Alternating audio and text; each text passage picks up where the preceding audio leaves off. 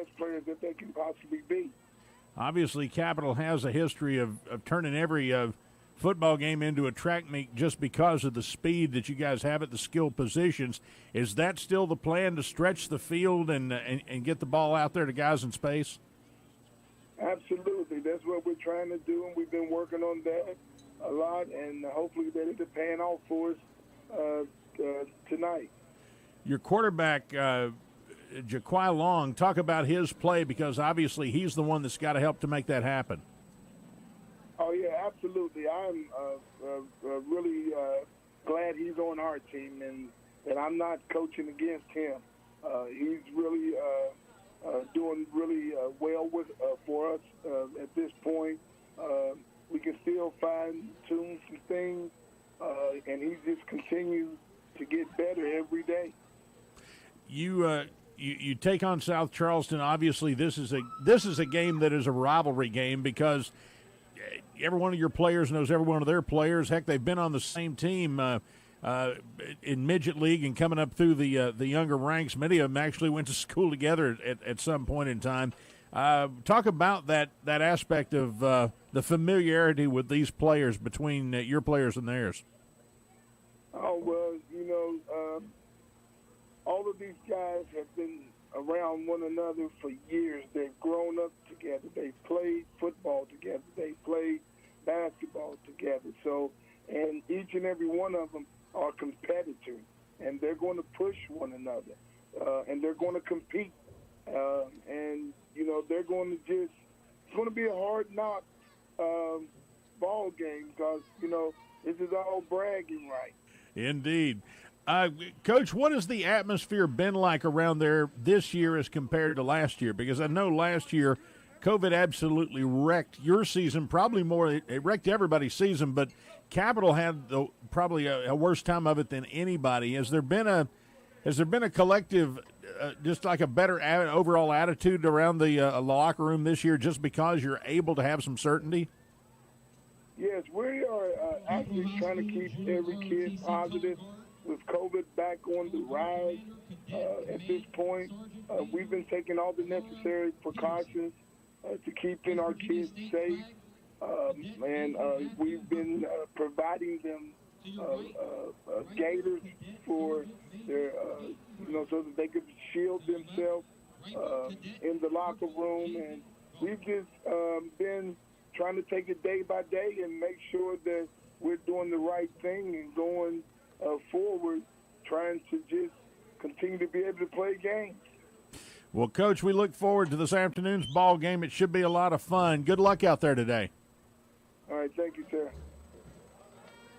There he is, Coach Mark Mason of the Capital Cougars. Coming up, most of the high school football in the region was played last night. We'll run down the scoreboard in a moment. This is the Comax Business Systems High School Football tonight on 98.7 The Beat. Thinking about upgrading your current office technology? Call Comax Business Systems as your authorized.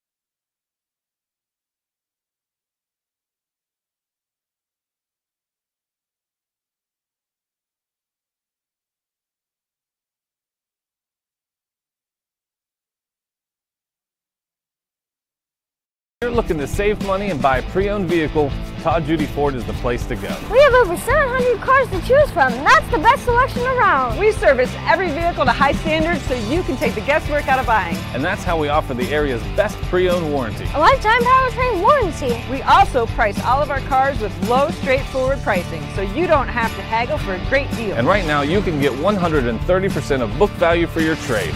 Just go to ToddJudyFord.com and see for yourself. We know who we are, where we've been, where we're going. Like hospitals all over America, we are changing, redefining, restructuring ourselves to be the best community health system in the region we serve.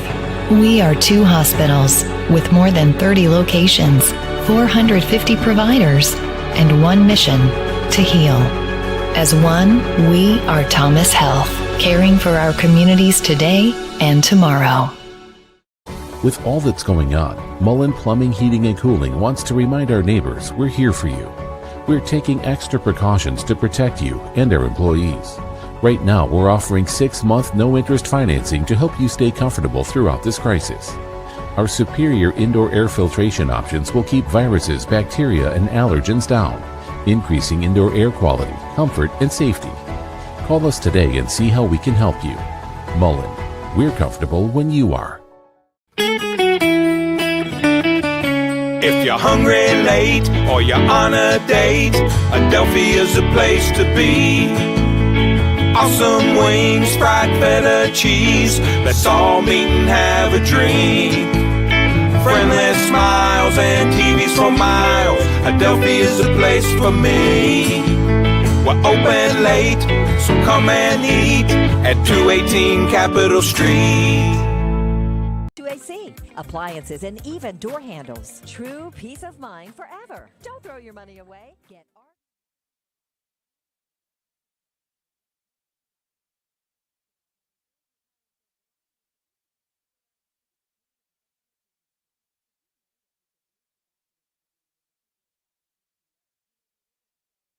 teacher or enroll in an alternative certification program. You can find all job postings from cooks and aides to teachers and specialists at the Kanawha County Schools website. Click employment at the top of the page and then job postings. Need more info? Call their HR office at 304-348-7753 extension 110. Apply today. We welcome you back to the Comax Business Systems High School Football tonight on 98.7 The Beat. Our game this afternoon featuring South Charleston and Capital here at Lately Field, but there was a lot of action on Friday night. In the game we broadcast over on 580 WCHS, Huntington thrashed Hurricane 38-0. It was plays like this one from the Highlanders all night long. Fakes to Felder, throwing downfield, wide open to Waynick. He's across midfield. He's going to score. Waynick all the way to the end zone and nobody near him. He burned everybody deep that time. A 76-yard touchdown pass from Gavin Locko to Noah Waynick, and Huntington made it look easy on that one. They win it 38-0. GW over Paul Blazer on the road, 35-21. The Patriots are 2-0. Cabell Midland blew out Riverside, 56-0. St. Albans got a late touchdown, and Top Nitro 6-3 in a defensive battle. Logan beat Sissonville 40-14. Hoover over Winfield 37-14. Polk and Chapmanville's been reset for Monday night. Buffalo and Petersburg also postponed, but that one does not look promising to find a good date to play it. We do have a few games in high school football in West Virginia today. Fairmont Senior at Lindsley Academy. Wheeling Central at Tuscaroras Catholic in Ohio. Muskegon, Ohio at Wahama. And Williamstown is at Warren Local of Ohio. That's going to wrap up this edition of the Comax Business Systems High School Football tonight on this football Saturday, September 4th. Stay tuned. The game broadcast coming up on 98.7 The Beat. This has been The relationship between a lawyer and a client is based on trust. You have to make certain that the lawyer you hire has your best interests at heart. We typically meet our clients at the worst times of their lives, and it's our job to help them. Over the years, we've been entrusted with some of the biggest cases in West Virginia. That's because we have a track record of success and getting exceptional results. We built a reputation as one of the go-to law firms throughout the state of West Virginia. Joining me, high-profile lawyer Ben Salengo. Ben, it's a real honor to have you on. In fact, many of our cases come from other lawyers who've worked with us, lawyers who've worked against us, and even those who've merely heard of our results. We're proud of the reputation we've earned in the community for providing exceptional, aggressive legal representation. When you hire my law firm, you don't get excuses, you get results.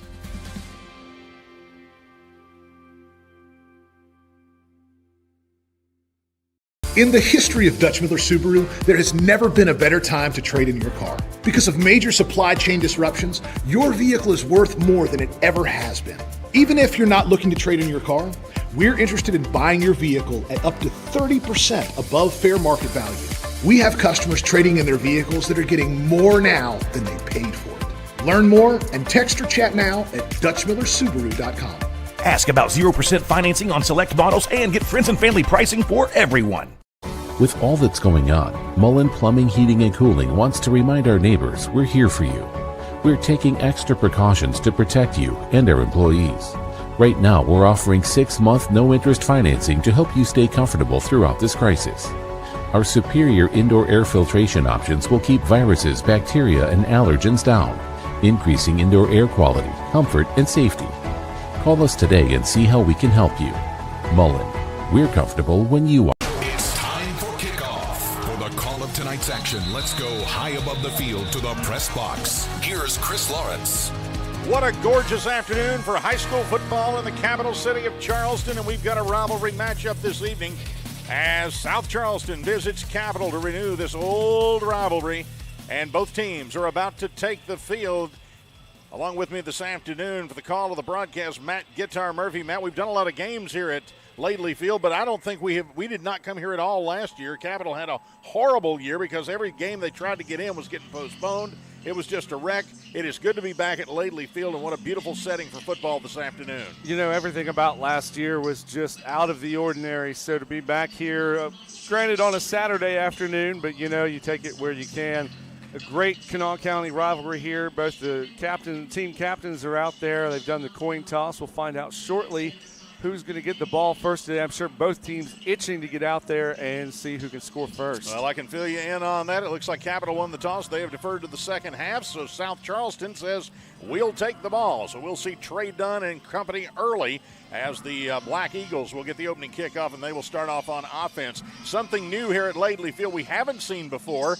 The inflatable Cougar is out in full force, smoke coming out of its mouth. And in a moment, we're going to see the team clad in their blue uniforms heading out of it as well. That's a new entrance and a new hype video. Probably, I would guess our man Woody Woods had a lot to do with that. And here they come onto the field right now. Capital decked out in blue jerseys, white pants. South Charleston across the way coming out as well. Black pants and white jerseys for the Black Eagles. Time for the starting lineups, brought to you by Capital Insurance Group, an independent agency that works with more than 30 carriers, including Nationwide and Liberty Mutual. Their average customer saves over $700 when making the switch. What are you waiting for? Capital Insurance.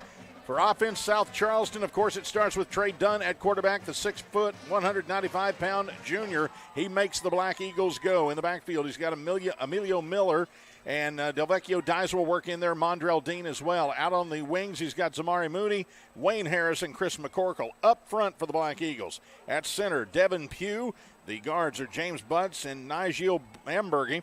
And Aaron Spurlock and Xavier Bosley anchor the tackle positions. Jamie Tubbs is also in there as a wideout from time to time as well. The Capital offense looks this way. They've got Ja'Kai Long, 6'1", 185-pound sophomore at quarterback. In the backfield, the veteran Sean James, the 6'1", 205-pound senior, along with Trent Tiggle. Then they'll work in Zion Smith and Zane Smith. On the wings, Shannon Brown, Braden Black, and Nadir Price. Up front, the big line for Capital. At center, the sophomore Aiden Ellis. The guards, Robert Pomeroy and Ben Jenkins, and then Landon Wood and Carson Stanley are your tackles this afternoon. So lining up to kick it away for Capital will be Braden Scott. Deep to receive will be Wayne Harris, Mondrell Dean, and Zamar Mooney. And the kickoff brought to you by Say Uncle TV. If you want great cable for $30 a month, all you got to do is go to SayUncleTV.com.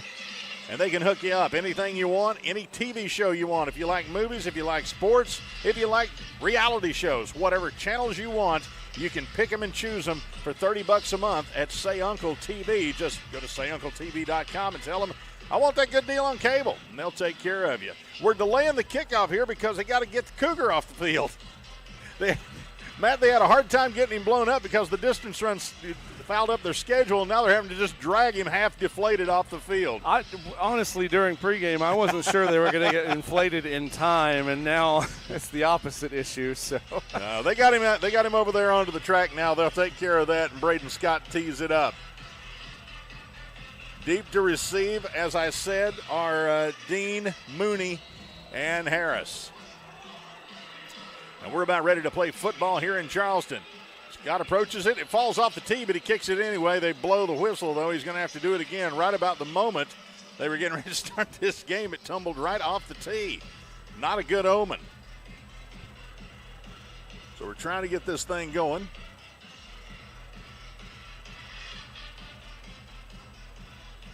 And we're still waiting. You have to check me on that.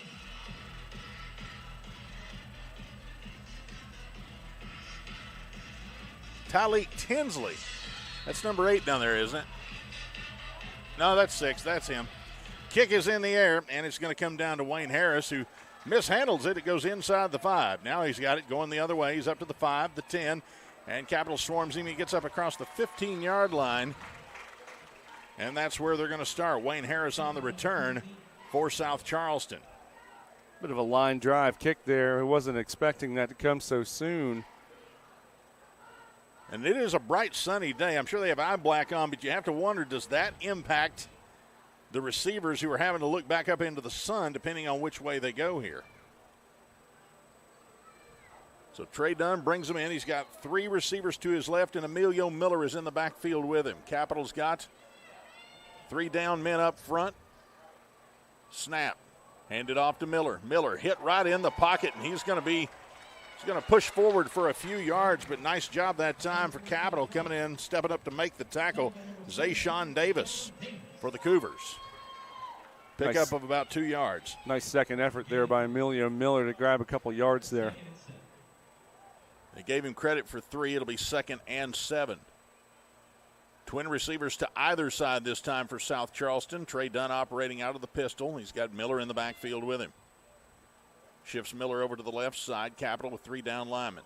Hand off again to Miller. Miller tries that middle again, and Capital's right there to meet him. Maybe a couple of yards pushing forward up over the 20-yard line goes South Charleston's Emilio Miller. And it's going to bring up 3rd down and about 6. It's a good job by that front 4. Capital closing up the running gaps.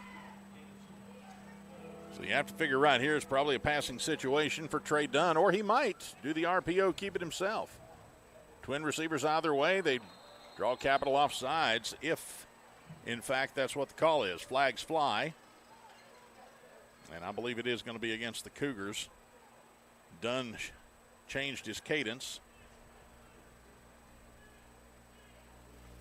Offsides by the Cougars. Offside against Capital, and that will give South Charleston a fresh set of downs.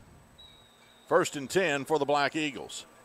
Twin receivers either side. Snap. Fakes the handoff. Dunn keeps it himself. Coming to the near sideline. He's looking for a block. He's going to be hit and brought down. Davis is right there to meet him. He picks up about 3. Trey Dunn taking it himself. Last week against Morgantown, he was the leading rusher. And he will tuck in and run if he can't find anything out there he likes. It's a nice job by the Capital defense there, sniffing out that quarterback keeper. Yeah, we've seen Zayshawn Davis. He's all over the field. Nice pursuit by Davis. Now Capital showing blitz, coming up close. They bring Emilio Miller over to the left side of Dunn. Dunn out of the shotgun, takes it, drops back, throws downfield. Got a man down there. It's going to be complete. Oh, in and out of the hands. Thought he had it. It was in and out of the hands of Jamie Tubbs.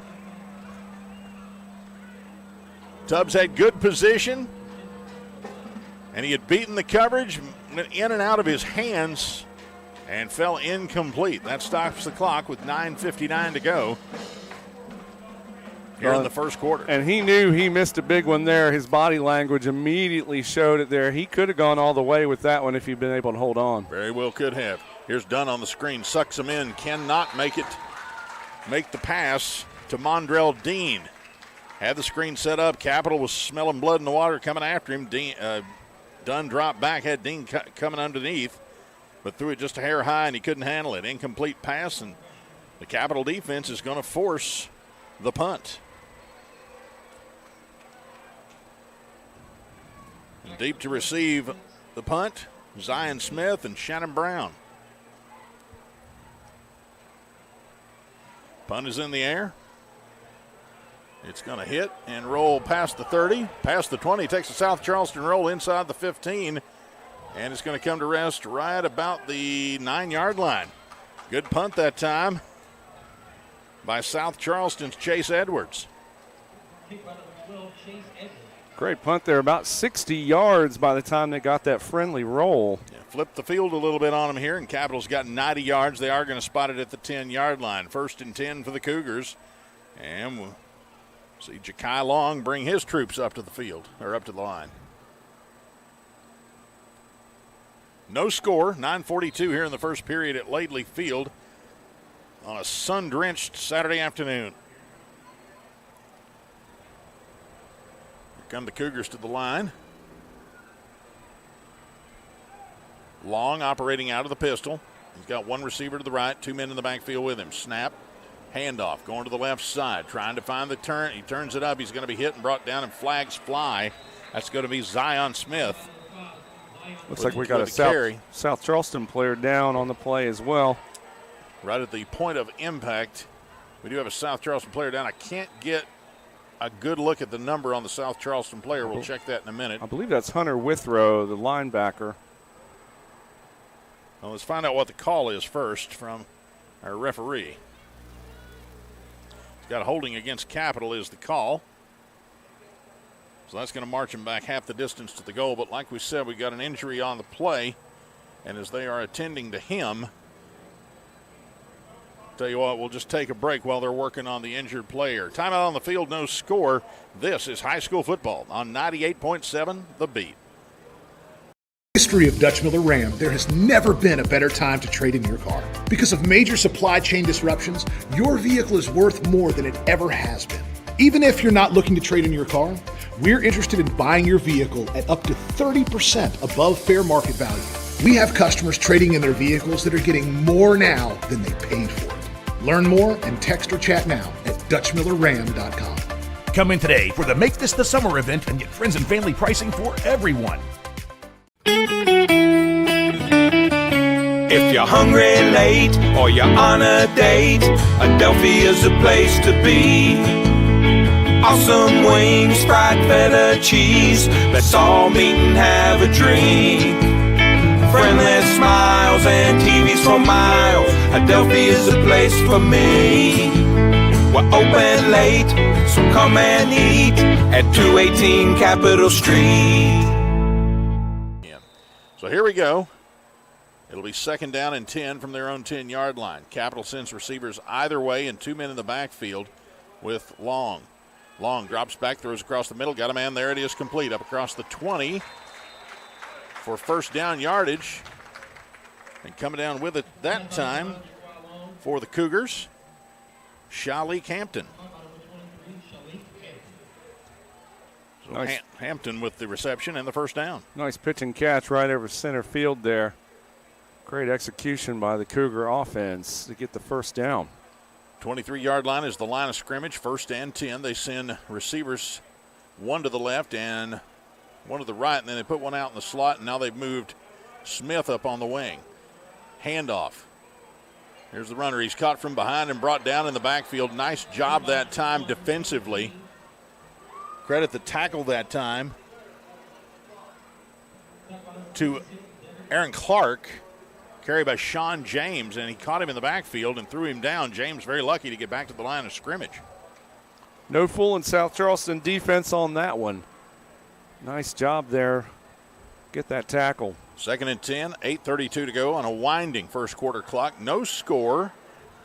South Charleston out of possession, punted it away, and now Capital is trying to move down the field. They've got it 2nd and 10. Snap back to Long. Long throws over to the near sideline. It is complete.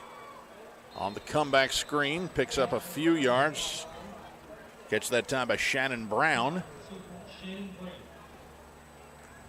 And Brown takes it up across the 25 to the 26-yard line. And that's going to bring up 3rd down and about 7.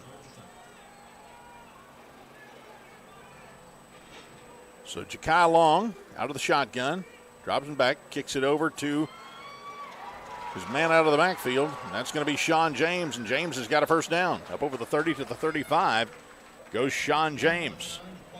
And that moves the sticks again. It'll be 1st and 10. Ball spotted at the 35-yard line. I think you're going to hear a lot of Sean James's name this afternoon for Capital. I want to say he's the fastest one on that team, but I do not know that for a fact, and I sure don't want to put myself out there. But I know one thing. He's quick. So this time they've moved James over on the right side. There's the snap. They hand it to James. He's going left, looking for a block. Got one.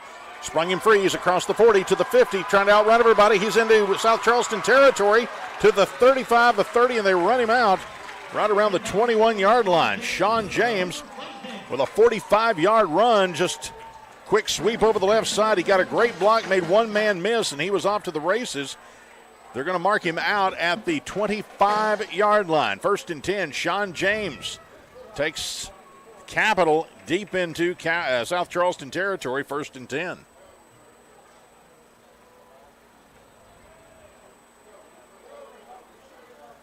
Long brings him to the line. This time he's got Zion Smith to his left. And now coming in is Trent Tiggle. Tiggle's going to jump over in the slot on the left side. Snap back to Long, hand it off to Smith. Smith going right up the middle, banging forward. He's going to pick up a couple. Zion Smith and his brother Zane Smith, I'm told, came here from the state of Mississippi. Twin brothers. And I'm sure Capital's happy to have them both. Capital giving this South Charleston defense a lot of different looks. Outside screens, inside passes, inside runs. Definitely mixing it up.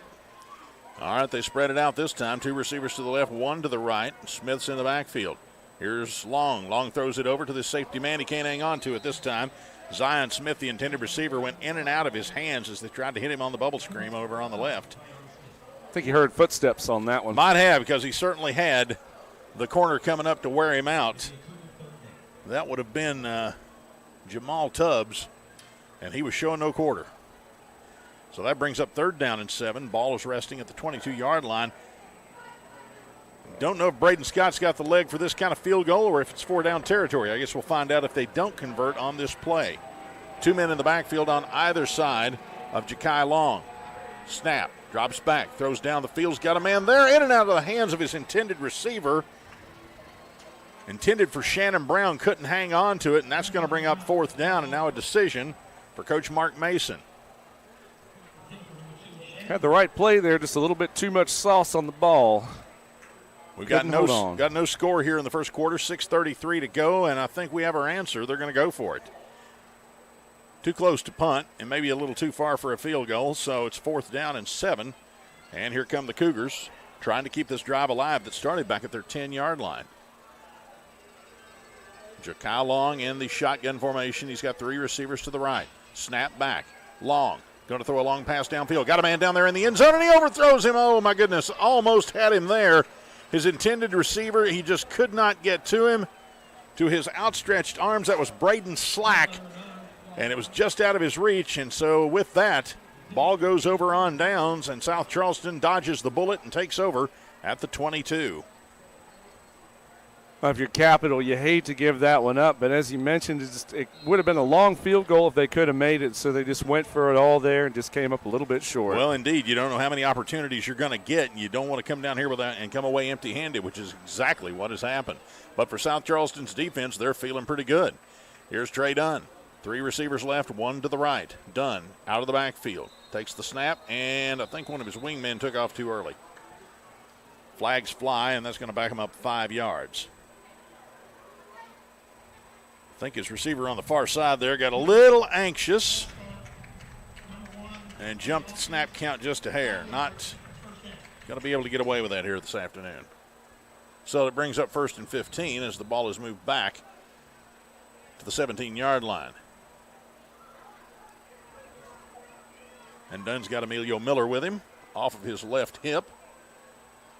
Gives some instructions to Miller, takes the snap. Here's Dunn, long pass downfield, got a man down there. It's going to be caught at the 50. and run out of bounds. Great catch by Chris McCorkle, the third. And that was exactly the play they had called. And McCorkle hauls it in for a big game, but it may be erased as there is a flag back at the line of scrimmage.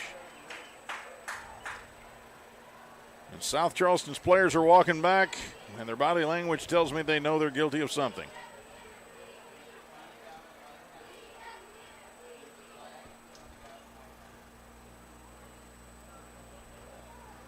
So the flag at the line of scrimmage, let's check and see what the penalty's going to be. It is indeed going to be backing them up 5 yards to the 12-yard line. Ineligible downfield. Number 54 on the offense. 5 yards. Repeat first down. So an ineligible man downfield, Matt, and that's not what South Charleston needed at all. Tell you what, though, that was a great play or great toss there by Trey Dunn. You hate to have to pull that one back. Indeed. First down and 20 now. Dunn drops back, looking around, rolling to his left, still looking, pressure coming, flushed out, throws downfield. It is in and out of the hands, nearly caught by 2 receivers. It was initially intended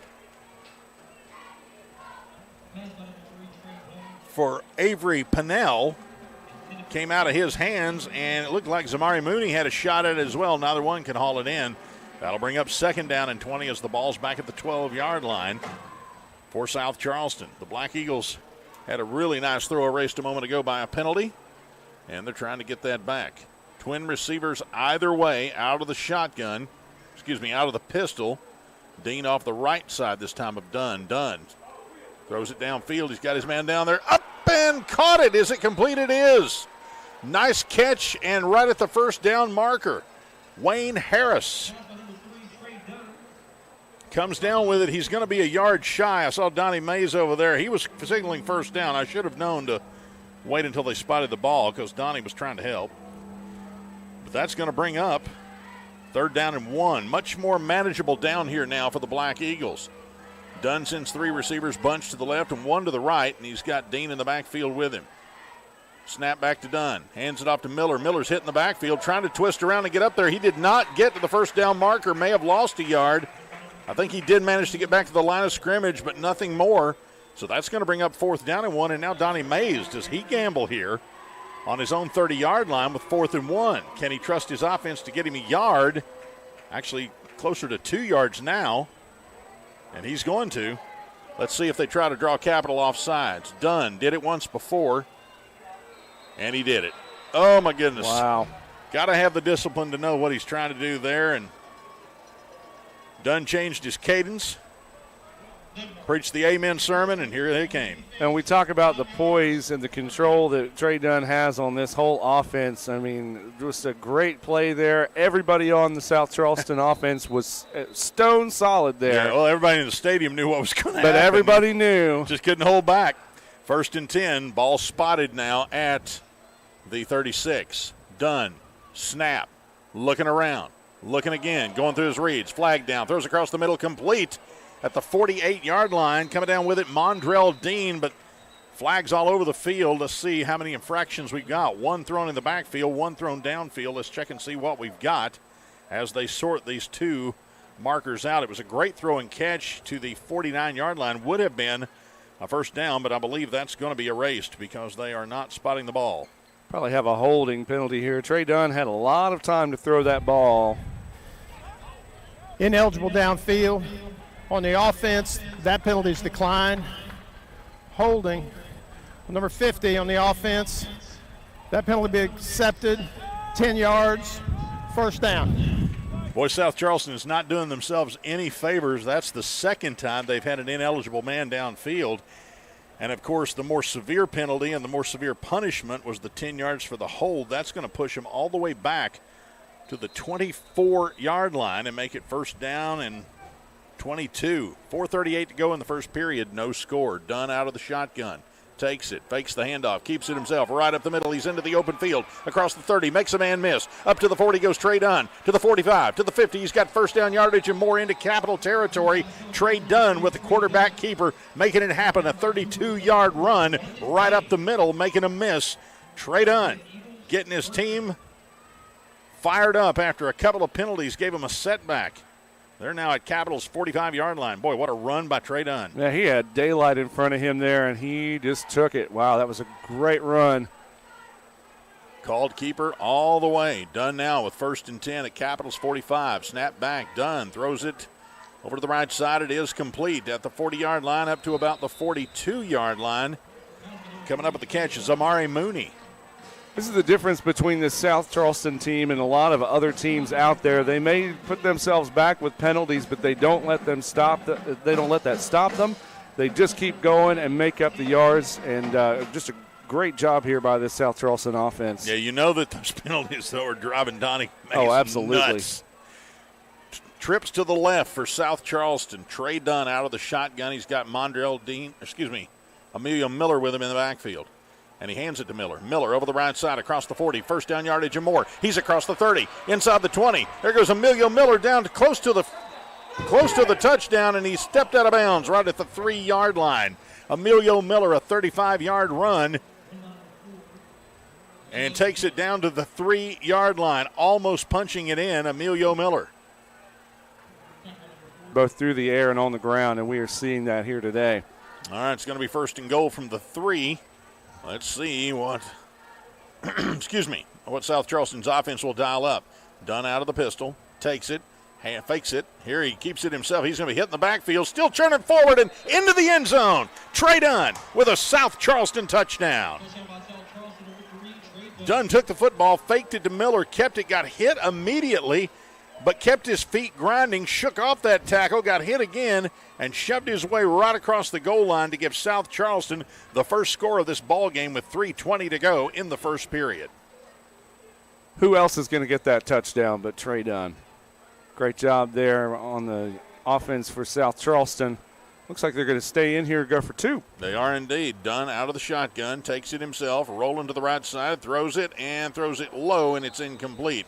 Intended there for Emilio Miller out of the backfield, and he short-hopped it. But South Charleston draws first blood. They lead at 6-0 with 3:20 to go in the first period. This is high school football on 98.7 The Beat. We know who we are, where we've been, where we're going. Like hospitals all over America, we are changing, redefining, restructuring ourselves to be the best community health system in the region we serve. We are 2 hospitals with more than 30 locations, 450 providers, and 1 mission: to heal. As one, we are Thomas Health, caring for our communities today and tomorrow. If you're looking to save money and buy a pre-owned vehicle, Todd Judy Ford is the place to go. We have over 700 cars to choose from, and that's the best selection around. We service every vehicle to high standards so you can take the guesswork out of buying. And that's how we offer the area's best pre-owned warranty. A lifetime powertrain warranty. We also price all of our cars with low, straightforward pricing, so you don't have to haggle for a great deal. And right now, you can get 130% of book value for your trade. Just go to ToddJudyFord.com and see for yourself. Scott comes on to kick it away for South Charleston, deep to receive. Looks like Sean James, Shannon Brown is back there, and also Zion Smith for Capital. Back to kick for the Eagles, number 12, Chase Edwards. Excuse me, that's Chase Edwards kicking it. Puts his foot into it, and it's a high kick. It's going to come to an up man right about the 35-yard line. He brings it back into the center of the field, and he gets wiped out. Oh, my goodness. What a lick that was laid that time. Nice coverage that time. Coming up with a big stick. Looked like Devin Brewer. And he wore out Braden Slack, who was the up man who unfortunately got that one. So ball is spotted at the 34-yard line. 1st and 10 for Capital. They trail 6-0. 3:13 to go in the first period. And Jakai Long's got 2 men split either way and 2 men in the backfield with him on either side. Snap. Handoff right up the middle on the run. Finding his way through there is James. James across the 40. Makes another man miss. Goes up to the 45-yard line. Out to the 46. Sean James. Run by Cougars number 1, Sean James. Swiveling the hips and moving forward. First down run, ball at the 46. Here come the Cougars. South Charleston coming in there with the blitz and got burned on that one. Nice job by James there to recognize that and find the gap. So this time, Long lines them up in the same formation. Receivers left and right and 2 men in the backfield with him. Snap. Handoff this time to Smith. Smith going left side, and South Charleston's defense is right there to swarm him under. Nice job defensively for South Charleston. Coming in there on the tackle. Chisholm was there. A couple of other Black Eagles for the loss of about 5. Taking it all the way back to the 41-yard line. That'll bring up 2nd and 17. He actually lost 7 on the play.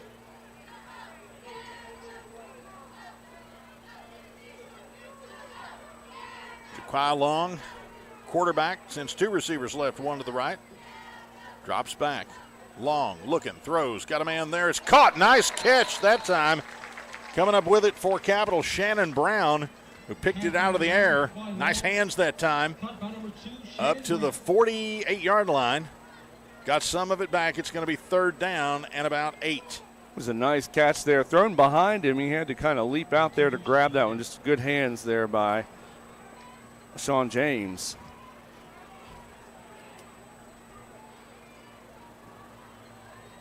Same formation for Long. Takes the snap, drops back, looking around, getting his reads, gets it over to Smith on the right side. Smith crosses the 50, but not enough for the first down. Zion Smith runs forward. He knocks Wayne Harris's helmet off, but Harris stopped him short of the first down. Now it's 3rd down and 4. Nice tackle there by Harris. Open field tackle to stop the Cougars from grabbing that first down. And it's 4th down for the Cougars, but they're going to go for it. 4th and about 5. New formation. 2 receivers left, 1 to the right and 1 in the backfield with Long. Long taking a page out of Trey Dunn's playbook, drawing him off sides. And that should be enough to give him a first down. Sophomore lineman Aaron Clark jumping there. He knew right away, pounding on his helmet. And Jaquai Long says, you know what? I can play that game too. I can change the sermon and make you stand up and say amen, and he did indeed. All right, first down. Ball is at the 44-yard line of South Charleston. 1:12 on a winding first quarter clock. South Charleston leads 6-0. Handoff, Sean James picking his way through. Loses the football. There's a scramble for it, and it's going to get knocked out of bounds. James lost the handle. Nobody hit it. It just came out of his hands. A big scramble, but nobody could get control of it. Rolled it out of bounds back at the Capital 45-yard line, and the Cougars extremely fortunate to retain possession there.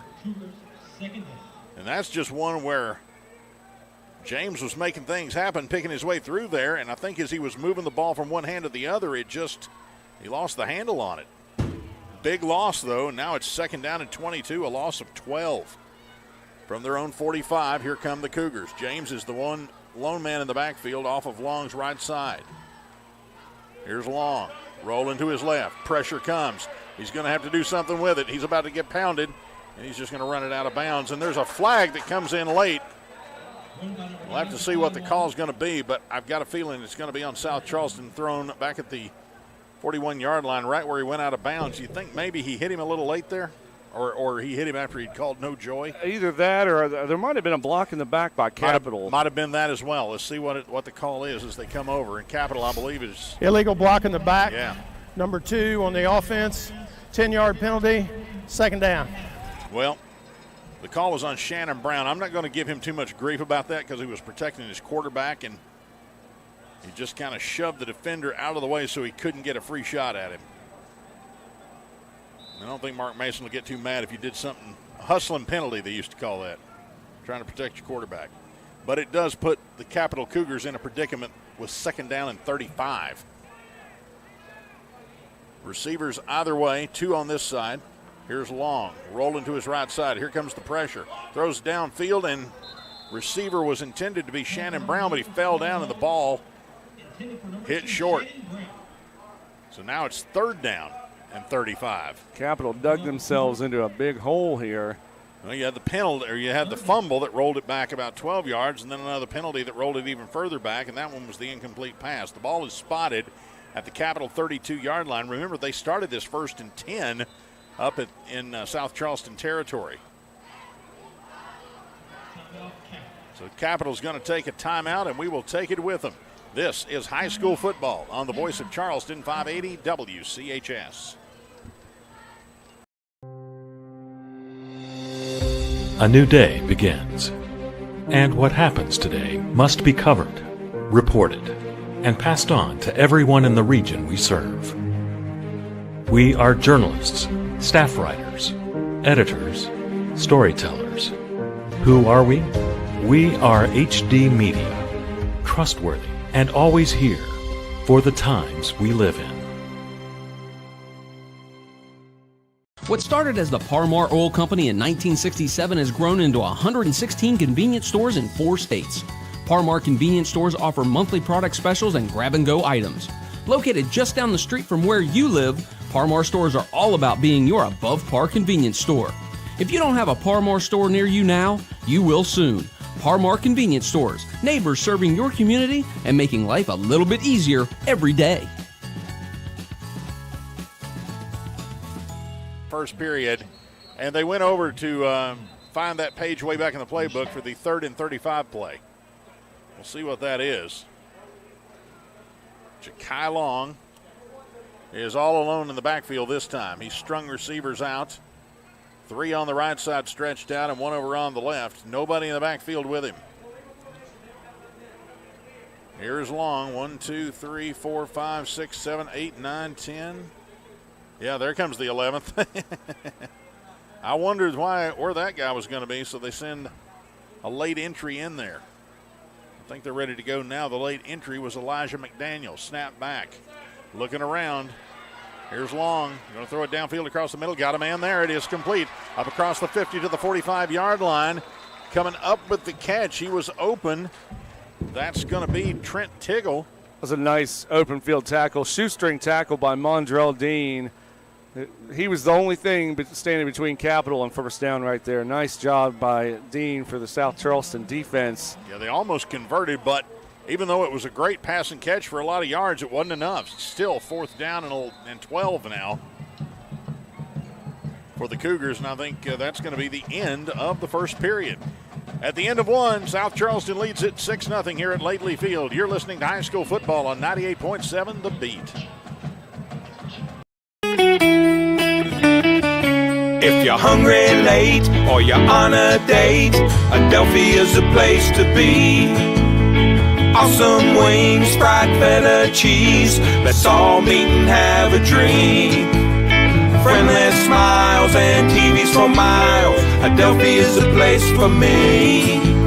We're open late, so come and eat at 218 Capitol Street.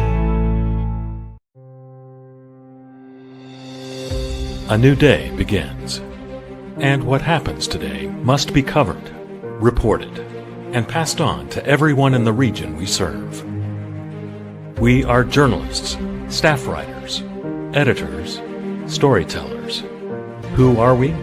We are HD Media, trustworthy and always here for the times we live in.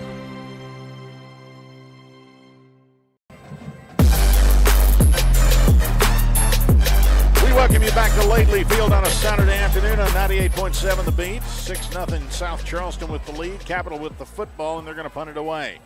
Here's the punt. It is in the air. Going to come down, and South Charleston not even going to try to field it. It's going to hit at the 10 and die right at the 10-yard line. So South Charleston's backed up again to begin this drive, this time moving left to right on your radio, moving toward the Capital.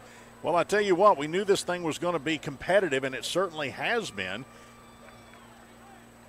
Well, for Capital, you hate that the way that drive ended. They had 9 plays, and then with the fumble for the loss, plus the 10-yard penalty, backed themselves up to 2nd and 35, and just couldn't dig their way out of the hole. Had to punt that ball. Yeah, they shot themselves in the foot there. South Charleston, they were really working on that South Charleston defense, but made a couple of mistakes, and that'll cost you. All right, they spread the field out. 2 receivers either way for Dunn. Dunn fakes the handoff, keeps it himself. He's across the 10, up to the 15, and he's going to be dropped down as he crosses the 20. First down run for Trey Dunn of South Charleston over on the far sideline. Enough for the first down as he moves it up to the 22-yard line is where they'll spot the ball. Nice 13-yard run there by the quarterback. There's that RPO we're talking about. Had the option to pass that one off, kept it himself. Good choice there. 3 receivers right and 1 over on the short side of the field. And he's got Emilio Miller in the backfield. Hands it to Miller. Miller, good hole over the left side. Takes it forward up to about the 30. Credit the tackle on that one to Zayshawn Davis of Capital. Credit to that South Charleston front 5. You could have driven a truck through that hole. Really nice hole. Picked up 8 on the play. Second down and 2 as the ball is just across the 30-yard line. We're just underway in the second period on 98.7 The Beat this afternoon.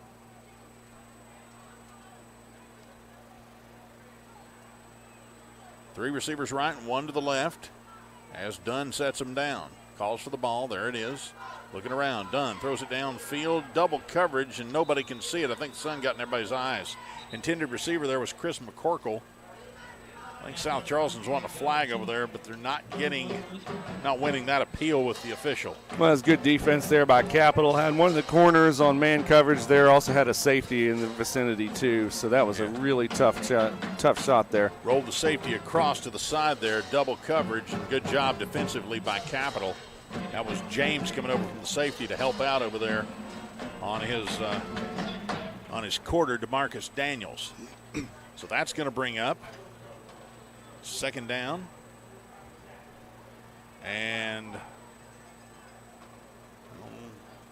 check, it's probably second down and about 6.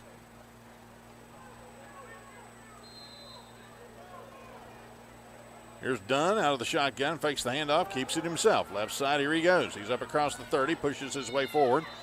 Davis makes the tackle, but not before Dunn gets a first down run up to about the 34-yard line.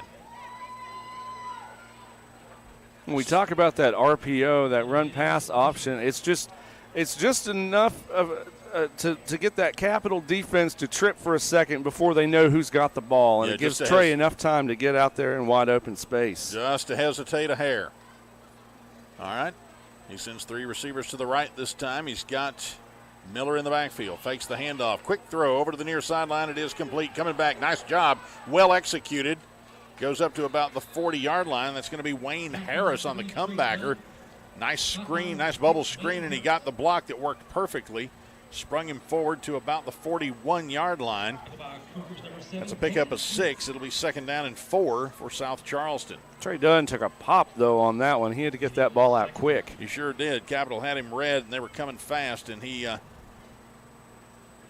that's a pass that last year he might not have been able to gotten away with, but he knew exactly what to do and knew where everybody was. That just comes with experience. Dunn, twin receivers either way this time, operating out of the pistol. Here he is, throws it left side, got a man there. It is complete right at the marker. He's shoved backwards. Let's see where they mark it, I think. Very, very close to first down on Harris has the reception. They spot the ball and move the sticks. First down, South Charleston. Clock rolling with 9:20 here in the second period. South Charleston leading at 6-0, but they're trying to put together a drive to add to that. It has been a defensive back and forth so far. Twin receivers either way for Trey Dunn. If South Charleston comes to the line, snap back to Dunn. Dunn going through his reads. Plenty of time. No pressure. Still looking. Throws it downfield. Man comes back and has it and steps out of bounds right at the 32-yard line. Boy, I'm sure that Wayne Harris would have loved to have had that back because he made that pirouette turn and slid 1 foot out of bounds and stopped it. At the 36-yard line is where they will spot the ball. Check me 37 on that, and it'll be 1st and 10 for the Black Eagles. We kind of turned that into a curl route. Came back to the ball. Well, there was all kinds of time, and he came back. He saw that Dunn couldn't find anybody, and he came back to get it. Snap to Dunn. Dunn hands it to Miller. Miller Picks his way over the left side. He's got about 10 as he rolls out of bounds inside the 30 down to about the 27-yard line. Close to first down yardage. I believe he will have the first down on that run. Emilio Miller out of the backfield. And yes, they mark it at the 26. That's going to be a first down for the for the South Charleston Black Eagles. South Charleston putting together a nice drive. Remember, they started on their own 9-yard line. They're now almost to the red zone. Capital needs a big play here. They need somebody to step up and make a play. Dunn methodically moving him down the field. Snap back, hand off to Miller. Miller hit and dropped right in the middle. Nice job that time by Capital's Tanner Burnett. No place to go that time. Burnett with a fantastic open field tackle. They do give him credit for a yard, but that's it for Emilio Miller. Ball now at the 25-yard line. It'll be second down and 9. 3 receivers sent to the left side, to the right side, and 1 out to the left. Dunn calls for the ball. There it is. Dropping back, looking around, plenty of time. Throw to the near side. He's got a man there. It is complete. Inside the 20 and down to the 15-yard line. That's going to be Mondrell Dean with the catch. And another South Charleston first down. Nice job there by Mondrell Dean, eluding that zone coverage by the Capital Cougars. Got himself wide open there. Great play by the South Charleston offense. Moving the sticks. Yeah, they are indeed. They've really methodically moved it here, and they're trying to finish.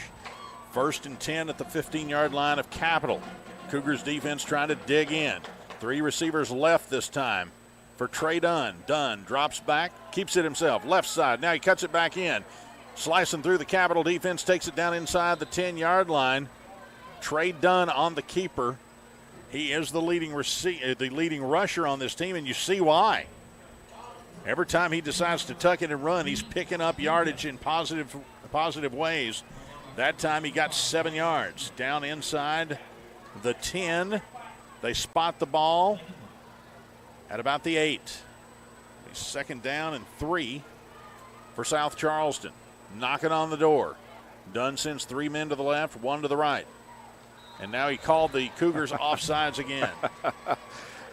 I tell you what, there are not too many quarterbacks in the state of West Virginia that can pull folks offsides better than Trey Dunn. Tell you what, you just have to change up your cadence, and if you're a defender, they preach it to you. Do not listen to the quarterback. You go on the movement of the football or the guy in front of you. And if you follow that, you're fine. But it's hard as the dickens to get that cadence out of your mind. Just part of the human condition. Snap back, fumble by Trey Dunn, picks it up, still stays with it. Keeps it himself, going to the right side. Dunn to the 5, into the end zone. Touchdown, South Charleston. Touchdown by Eagles number 3, Trey Dunn. Trey Dunn on a busted play, lost the handle on the snap, picked it up, kept looking for a receiver. There was nobody there, so he kept it himself to the right side and into the end zone. Trey Dunn with the touchdown. And South Charleston extends its lead to 12-0 with 6:44 to go in the second period. Dunn with 2 touchdowns on the afternoon, and they'll go for 2 again. Well, that very well could have been a busted play. That ball was on the ground. Certainly was. Here's Dunn. Takes the snap, looking around, throws it a high one into the end zone, and it's caught. 2-point conversion is good. Mondrell Dean coming down with it. And it's 14-0 South Charleston. 6:44 to go in the first half. You're listening to high school football on 98.7 The Beat. Hi, I'm Sean. Started as the Parmar Oil Company in 1967, has grown into 116 convenience stores in 4 states. Parmar convenience stores offer monthly product specials and grab-and-go items. Located just down the street from where you live, Parmar stores are all about being your above-par convenience store. If you don't have a Parmar store near you now, you will soon. Parmar Convenience Stores, neighbors serving your community and making life a little bit easier every day. If you're looking to save money and buy a pre-owned vehicle, Todd Judy Ford is the place to go. We have over 700 cars to choose from, and that's the best selection around. We service every vehicle to high standards so you can take the guesswork out of buying. And that's how we offer the area's best pre-owned warranty. A lifetime powertrain warranty. We also price all of our cars with low, straightforward pricing so you don't have to haggle for a great deal. And right now you can get 130% of book value for your trade. Just go to ToddJudy4.com and see for yourself. 91 yards, and Trey Dunn moved this team methodically down the field. That time there were no fumbles or stumbles or penalties of any concern that created an obstacle. He got into the rhythm and he got things moving. And boy, you don't want Trey Dunn to get into the rhythm, and that's exactly what they did. Here comes the kick. It is in the air, and it's going to come down to Sean James. James at the 15, across the 20 to the 25, trying to follow blockers over the 30. Into the open field, cuts back at the 35-yard line, and that's where he's going to be met by the coverage from South Charleston. Good job that time getting to him. Those up men up there from the Black Eagles. Leading them down there was Devin Brewer again. So they're going to spot the ball at the 35-yard line. 1st and 10 for Capital. Now here's where Capital's got to answer, Matt. Your defense just allowed a 10-play, 91-yard drive that results in a score. You gotta take your offense out there and at least get a first down. You can't go 3 and out here, which is exactly what South Charleston wants. Yeah, well, in that last drive when Capital had the ball, I mean, they had 10 plays. It's just they backed themselves up and couldn't get out of the mud. Yep. Hopefully they can keep that offensive production going without the penalties. Yeah, they had 10 plays. 4 of them were in reverse. Right.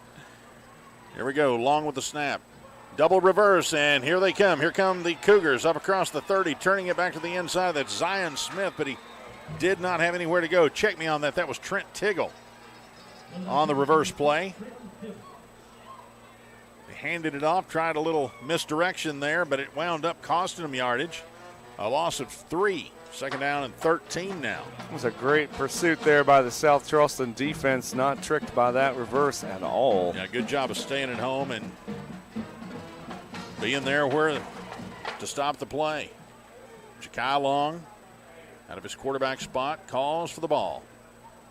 Looking around, throws over to the right side. He's got a man there. That's Tiggle again. Tiggle up over the 40. Not quite to the first down marker. He's going to be a couple of yards shy. And it's going to be a much more manageable 3rd down and about 2.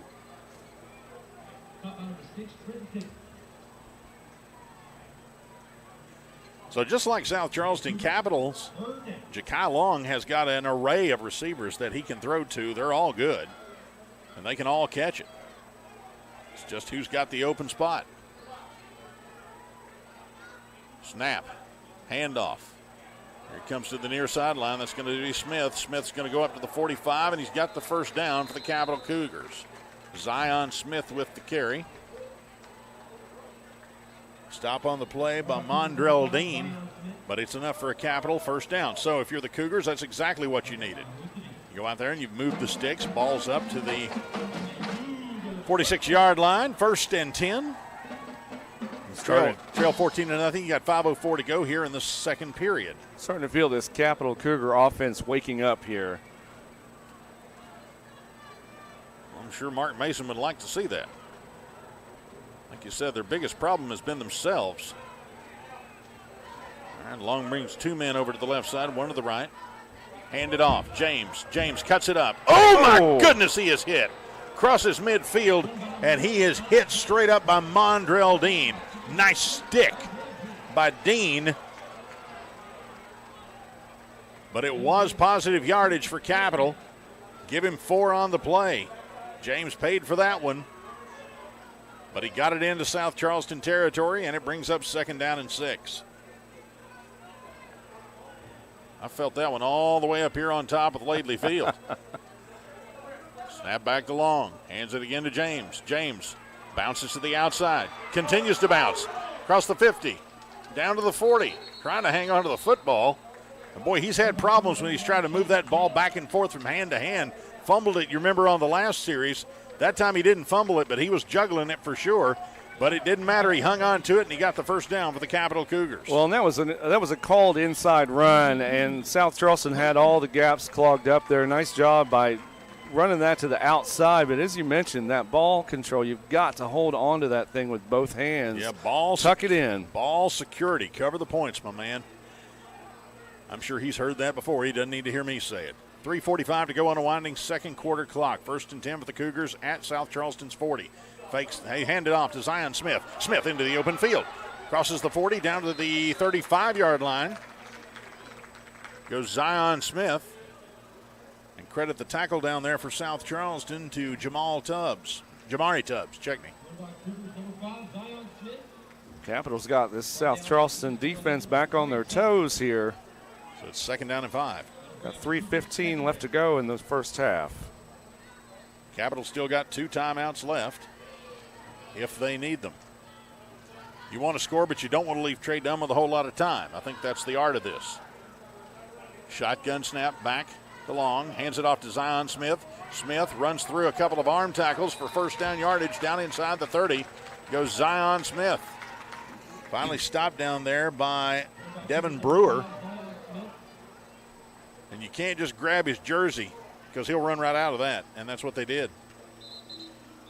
And it looks like South Charleston is going to take a timeout to talk over what's going on here. Donnie Mays wants his defense to have a conversation. We'll take a break with them. South Charleston leading at 14-0, but Capitals got something going. 2:56 to go in the first half. This is high school football on 98.7, The Beat. The relationship between a lawyer and a client is based on trust. You have to make certain that the lawyer you hire has your best interests at heart. We typically meet our clients at the worst times of their lives, and it's our job to help them. Over the years, we've been entrusted with some of the biggest cases in West Virginia. That's because we have a track record of success and getting exceptional results. We built a reputation as one of the go-to law firms throughout the state of West Virginia. Joining me, high-profile lawyer Ben Salengo. Ben, it's a real honor to have you on. In fact, many of our cases come from other lawyers. Lawyers who've worked with us, lawyers who've worked against us, and even those who've merely heard of our results. We're proud of the reputation we've earned in the community for providing exceptional, aggressive legal representation. When you hire my law firm, you don't get excuses, you get results.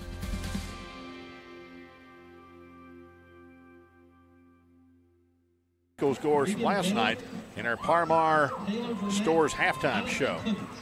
1st and 10. Long drops back. Got a man down there. Oh, had him wide open. Had him wide open and overthrew him. That was Braden Slack who had beaten the coverage, and South Charleston got away with one there because Slack was as open as from me to you. And the ball was overthrown. Tough play there for Capital. Tough luck because they had the play on that they needed. Flag is down, though. Let's see what the call is. Holding. Number 64 in the offense. 10-yard penalty, first down. So it would have been negated anyway.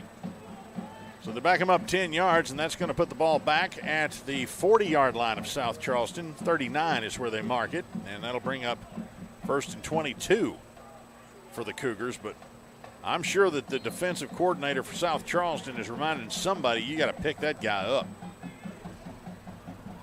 Long brings him to the line. 2 receivers left, 1 to the right. Dropping back. Throws it, and it's batted down out of the air. Who else? Mondrell Dean with that big paw. Mondrell Dean goes up in the air and knocks it down. They were trying to just toss it out into the flat there and try to get something going off the screen. Mondrell Dean was having none of that.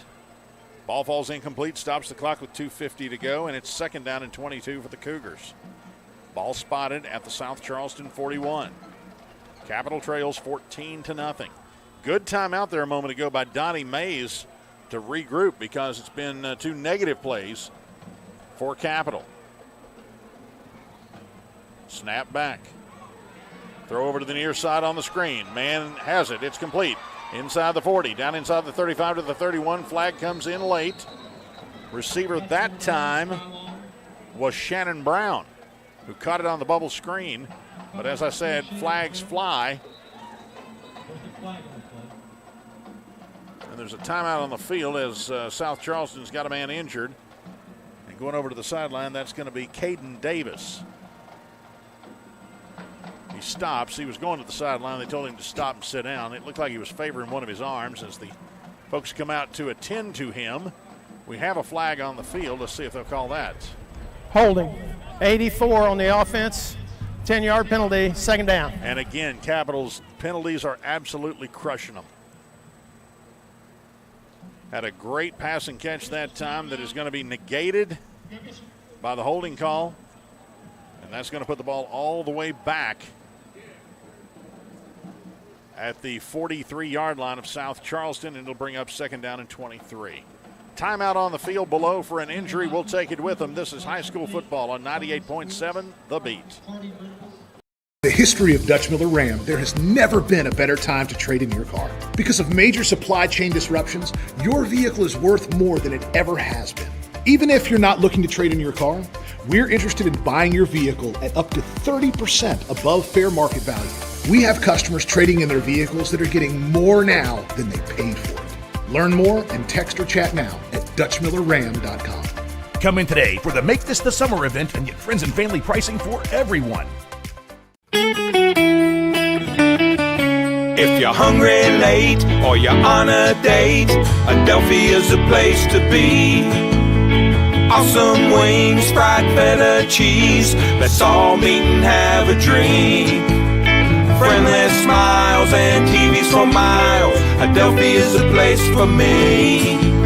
We're open late, so come and eat at 218 Capitol Street. First half, Capital has had 3 negative plays, including 2 holding calls and an incomplete pass. Snap back to Long. Pressure comes. He avoids it, coming to the near sideline. And Long tries to throw an underhand pass forward, but steps out of bounds before he can get rid of it. He steps out of bounds right at the 46-yard line is where they mark it. And he almost did like an underhanded pitch forward. He did have a receiver in the place there, but by that time he had stepped out of bounds and stopped the play. So that's going to bring up 3rd down and 29 as he lost yardage on the play. Good rush that time by South Charleston, flushing him out of the pocket. Well, this is starting to go the way that the last drive did for Capital, spinning the wheels in the mud, going in reverse. Indeed. That is the 5th straight play that has gone backwards for the Cougars. Here's Long, calls for the ball, dropping back, looking again, keeps it himself, steps up, and he's going to get crushed. Andrew Withrow is right there to stop him after he goes down to the 42-yard line. Was trying to make up his mind if he was going to throw it or run it. Withrow made up his mind for him. That's going to bring up 4th and 24. And on to punt is Braden Scott. And deep to receive. They got Wayne Harris back there, and he's pointing at Sean. Harris is back there. He's pointing at McCorkle. McCorkle's pointing at him. The sophomore wins out as the freshman McCorkle goes back to the 5 to receive the punt.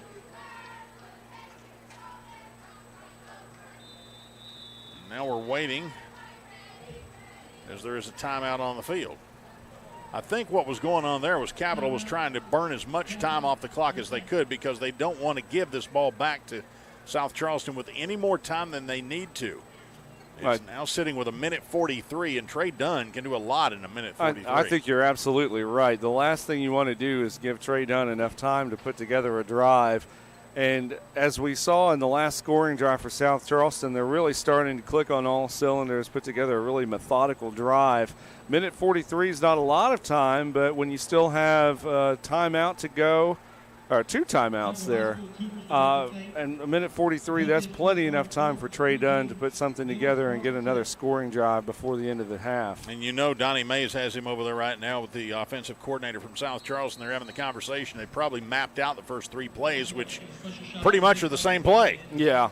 You know, Dunn just kind of reads it and goes with what he feels. But he's going to have 1:43, a little less than that. Of course, they're going to punt it away here. And it's really, you know, for Capital, it's really a crusher that you did not come away with this drive with points because South Charleston is now going to get the ball back. And if they manage to score again before the half, then suddenly you're 3 touchdowns down. And that's a whole lot different than being down 14-7. Good opportunity for a special teams play here, pin them back deep for the Cougars.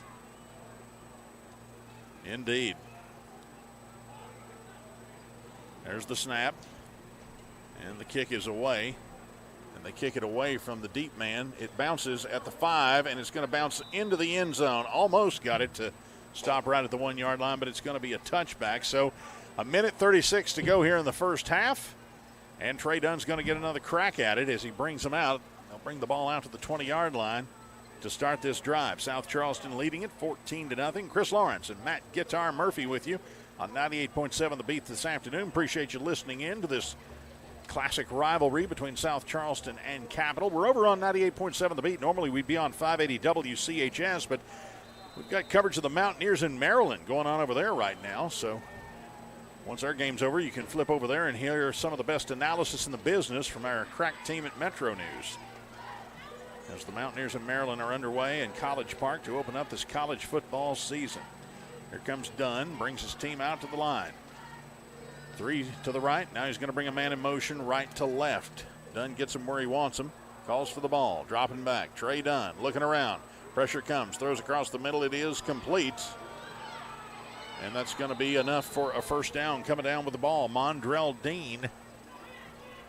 And then moves the sticks forward. Stops the clock with 1:29 momentarily. Trey Dunn getting everybody where he wants them. Playing fast because they're trying to preserve their timeouts. Clock winds again with 1:26 to go. And this time they're going to get in trouble because his entire left side took off too soon. So flags fly. Dead ball. False start. Number 50 on the offense. 5 yards. First down. It's going to be 1st and 15 as you get in a big hurry there and you forget you've got to get set and get the snap count. Well, that defensive end kind of flinched there too. I think South Charleston just was a little finicky there. Indeed. Twin receivers either way for Trey Dunn. Dunn takes the snap. Drops back, throws it. Got a man down there in between two defenders. Could not come down with it. That was Wayne Harris who wants the flag. He'll not get it. Great coverage by Capital that time. Harris wanted the flag, but you don't get a flag when it's just good coverage. He was double teamed that time. Probably not the best place to throw it. However, if you're Trey Dunn, he has the most faith probably in Wayne Harris and Mondrell Dean. Those are his favorite receivers. Minute 9. He sends Miller out there in the slot. Dunn looking around. Flag comes down. He throws it to Miller. Miller across the 30, up to the 35, to the 40, and run out of bounds close to the first down marker. Goes Emilio Miller off the catch from Trey Dunn. Marker is down at the 33. Probably going to have a holding penalty here against South Charleston again. Well, let's go down to the field and see. Caught by number 4, Emilio Miller. Well, that was a hold. You were right. That was a hold, and it's going to be a penalty.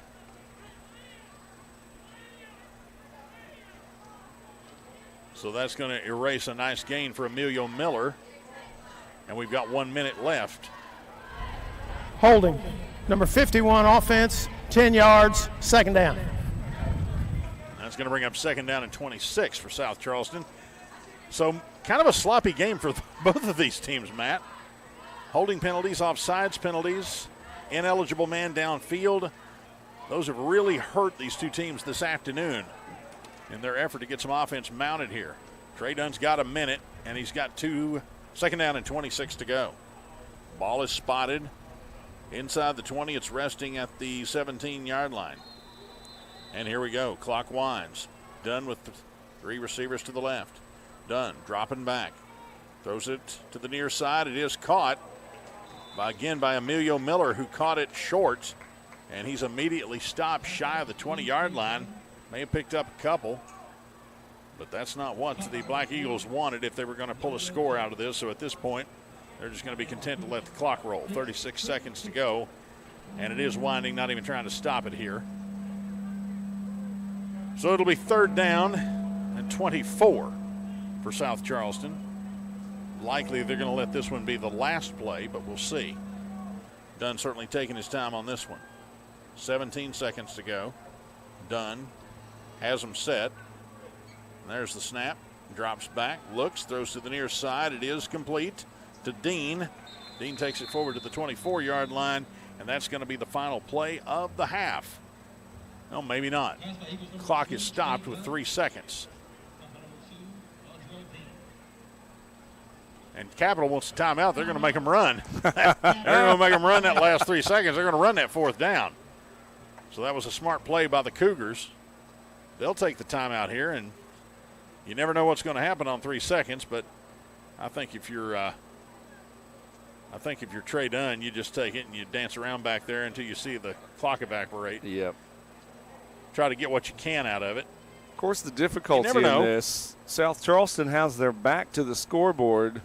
They can see the play clock, but they don't have the game clock to their vision point there, so that could be a little bit difficult. Well, the last thing you want to do, though, is to give it back to them or have a turnover here or even a penalty. This probably won't amount to much, but if anything, it's just a racket for South Charleston here. Well, you play you play the percentages. I mean, yep. There could be a fumble. There could be a who knows what. I've seen crazier things happen in this particular field in this particular game. So Dunn lines them up, spreads them out. He's got Emilio Miller in the backfield with him. Dunn out of the pistol. Calls for it, takes it, hands it off to Miller. Miller is going to be brought down just after he got the football for the loss, but nevertheless the clock runs out, and now that's the end of the first half. It's been a fairly well played first half, 14-0, South Charleston in the lead. We'll take a break, and when we come back, the Par-Mar Store's halftime report with Matt Guitar Murphy on 98.7 The Beat. Kanawha County Schools is hiring for a variety. The relationship between a lawyer and a client is based on trust. You have to make certain that the lawyer you hire has your best interests at heart.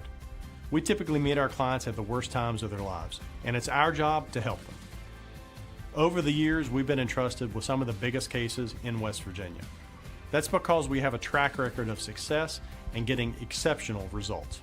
We built a reputation as one of the go-to law firms throughout the state of West Virginia.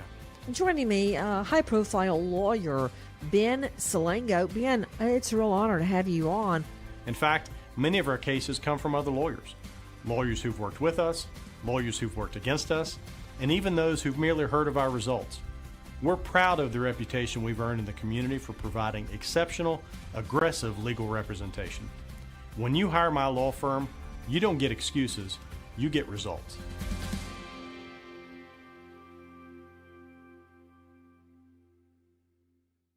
In the history of Dutch Miller Subaru, there has never been a better time to trade in your car. Because of major supply chain disruptions, your vehicle is worth more than it ever has been. Even if you're not looking to trade in your car, we're interested in buying your vehicle at up to 30% above fair market value. We have customers trading in their vehicles that are getting more now than they paid for it. Learn more and text or chat now at DutchMillerSubaru.com. Ask about 0% financing on select models and get friends and family pricing for everyone. With all that's going on, Mullen Plumbing, Heating, and Cooling wants to remind our neighbors we're here for you. We're taking extra precautions to protect you and our employees. Right now, we're offering 6-month no-interest financing to help you stay comfortable throughout this crisis. Our superior indoor air filtration options will keep viruses, bacteria, and allergens down, increasing indoor air quality, comfort, and safety. Call us today and see how we can help you. Mullen, we're comfortable when you... And Cougars take it here on the gridiron. South Charleston started the game with first possession. They had 5 plays in their first drive. South Charleston couldn't get anywhere with it, had to punt the ball to Capital. Capital will take the ball in the first quarter with 9:42 to go. They went 9 plays and had a turnover on downs on the South Charleston 25-yard line. They went for a 4th down conversion. They went for it all, trying for the touchdown, could not complete the pass, and turned it back over to the Black Eagles with 6:32 to go in the first quarter. South Charleston would take over on that 25-yard line. They would have an 8-play drive. They'd go 75 yards, capped off by a Trey Dunn quarterback keeper. They had a 2-point conversion that was missed, and that would put South Charleston up over the Cougars 6-0 in the first quarter. Capital would get the ball back here late in the first quarter, 3:14 to go, put together a 10-play drive. They started on their own 34-yard line, and the first several plays of that drive, everything looked pretty good for the Cougars, but then they had a fumble for loss. They lost over 12 yards on the fumble play, and then they had another penalty that put them back. They were in a 2nd and then a 3rd down and 35 situation. Were able to get some yardage back, but still on 4th down and 12, they had to punt the ball back to South Charleston. and that would bring us to the end of the first quarter. So South Charleston taking the ball back at the beginning of the second quarter. They began on their own 9-yard line, put together a 10-play drive, very methodical drive by the South Charleston Black Eagles. And, of course, Trey Dunn with a 4-yard quarterback keeper. This time the 2-point conversion was good, and that would put South Charleston up 14-0. Capital would get the ball back on the ensuing possession with 6:37 to go in the second quarter. Had a 12-play drive, but again, as they did in the previous drive, penalties and tackles for loss plagued the Cougars, and they finally had to punt the ball back to South Charleston. SC would get it back with about 1:35 to go, and they were on their 20-yard line, went 5 plays, but just could not get anything going there. Finally just let the clock run out. And that is where we stand. South Charleston 14 and Capital 0. Sounds like the band is just getting started here. We'll listen into the Cougar Marching Band for just a few minutes here at Lately Field.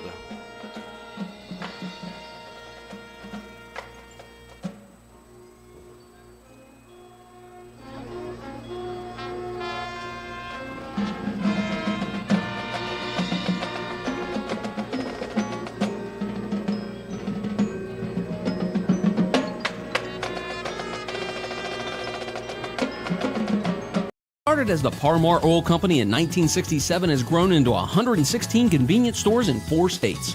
Parmar convenience stores offer monthly product specials and grab-and-go items. Located just down the street from where you live, Parmar stores are all about being your above-par convenience store.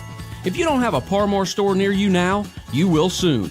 Parmar convenience stores, neighbors serving your community and making life a little bit easier every day. If you're looking to save money and buy a pre-owned vehicle, Todd Judy Ford is the place to go. We have over 700 cars to choose from, and that's the best selection around. We service every vehicle to high standards so you can take the guesswork out of buying. And that's how we offer the area's best pre-owned warranty. A lifetime powertrain warranty. We also price all of our cars with low, straightforward pricing so you don't have to haggle for a great deal. And right now you can get 130% of book value for your trade. Just go to ToddJudyFord.com and see for yourself. If you're hungry late or you're on a date, Adelphia's the place to be. Awesome wings, fried feta cheese, let's all meet and have a drink. Friendly smiles and TVs for miles, Adelphia's the place for me. We're open late, so come and eat at 218 Capitol Street. With all that's going on, Mullen Plumbing, Heating, and Cooling wants to remind our neighbors we're here for you. We're taking extra precautions to protect you and our employees. Right now, we're offering 6-month no-interest financing to help you stay comfortable throughout this crisis. Our superior indoor air filtration options will keep viruses, bacteria, and allergens down, increasing indoor air quality, comfort, and safety. Call us today and see how we can help you. Mullen, we're comfortable when you are. A new day begins, and what happens today must be covered, reported, and passed on to everyone in the region we serve. We are journalists, staff writers, editors, storytellers. Who are we? We are HD Media, trustworthy and always here for the times we live in. In the history of Dutch Miller Ram, there has never been a better time to trade in your car. Because of major supply chain disruptions, your vehicle is worth more than it ever has been. Even if you're not looking to trade in your car, we're interested in buying your vehicle at up to 30% above fair market value. We have customers trading in their vehicles that are getting more now than they paid for it. Learn more and text or chat now at DutchMillerRam.com. Come in today for the Make This the Summer event and get friends and family pricing for everyone. Fairmont squeaks out a victory over Grafton. Final score there 37-35. And Kaiser would beat Berkeley Springs 45-14. The Sissonville Indians would take the trip down to Logan County to take on the Wildcats last night. Wildcats with a good victory there, 40-14. And the Battle of the Silver Bridge from Point Pleasant as Gallia Academy came to visit Point Pleasant with a victory there, 26-22. AAA Lincoln County on the road at Roane County barely got the victory there, 30 Lincoln County, Roane County 28. And Scott High School taking on the Wayne Pioneers. Scott would get the victory there, 35-14. Nicholas County on the road at Shady Spring with a victory, 38-14. And the Herbert Hoover Huskies on the road at Winfield to take on the Generals. Huskies with a good victory there, 37-14. Mingo County Central Miners over Wyoming East. Final score in that game was 43-12. Last night in AAA, the Morgantown Mohegans lost one to the Bridgeport Indians. Score there 31-20. Riverside with a tough road game last night against the Cabell Midland Knights. Cabell Midland rolls easily in that one, 56-0. Midland now 2-0 on the season. Our game that you might have heard last night on our sister station, 580 WCHS, the Huntington Highlanders up I-64 to take on the Hurricane Redskins. Blanked the Redskins. Huntington with the final score 38, Hurricane nothing. Huntington now 2-0 on the season as well. Musselman, the Bulldogs, or Martinsburg with the easy win over the Musselman Appleman. The Bulldogs win that one 56-14. And the, let's see here, that couldn't be right. I've got Spring Valley and Parkersburg, but I've got 34 for the score for both of them. That is not correct. George Washington Patriots on the road yesterday down to Ashland to take on Paul Blazer High School. Patriots with a good victory there, 35-21. The ranked Patriots now 2-0 on the season. Battle of Southern West Virginia, the AA Bluefield Beavers taking on the Princeton Tigers. A close one there. Princeton comes from a behind victory. Final score 39-36. Ripley Vikings taking on the road team Buchanan Upshur. The Vikings with the win 31-13. And the Battle of the Bridge here in Kanawha County last night, a major defensive battle. For most of the game, the score was 3-0 in favor of the Nitro Wildcats. St. Albans would score a last-minute touchdown to go up 6-3, and the Red Dragons would come out with the victory for the Battle of the Bridge. Steubenville, Ohio easily rolls over the Wheeling Park Patriots. Final score 45-16. Parkersburg South loses to the University Hawks 62-33. Greenbrier East on the road at Beckley Woodrow Wilson. Flying Eagles would lose that one. Greenbrier up 28-14 for the final score there. That's a look at some of your high school scores from week 2 across the Mountain State. When we come back, lots of college gridiron action also in progress, including Marshall and WVU in their season openers. We'll get the latest scores for those coming up here in just a moment. This is the Par-Mar Stores halftime show here on 98.7 The Beat. If you're looking to save money and buy a pre-owned vehicle, Todd Judy Ford is the place to go. We have over 700 cars to choose from, and that's the best selection around. We service every vehicle to high standards so you can take the guesswork out of buying. And that's how we offer the area's best pre-owned warranty. A lifetime powertrain warranty. We also price all of our cars with low, straightforward pricing, so you don't have to haggle for a great deal. And right now, you can get 130% of book value for your trade. Just go to ToddJudyFord.com and see for yourself. We know who we are, where we've been, where we're going. Like hospitals all over America, we are changing, redefining, restructuring ourselves to be the best community health system in the region we serve. We are 2 hospitals with more than 30 locations, 450 providers, and 1 mission: to heal. As one, we are Thomas Health, caring for our communities today and tomorrow. With all that's going on, Mullen Plumbing, Heating, and Cooling wants to remind our neighbors we're here for you. We're taking extra precautions to protect you and our employees. Right now, we're offering 6-month no-interest financing to help you stay comfortable throughout this crisis. Our superior indoor air filtration options will keep viruses, bacteria, and allergens down, increasing indoor air quality, comfort, and safety. Call us today and see how we can help you. Mullen, we're comfortable when you are. If you're hungry late or you're on a date, Adelphia's the place to be.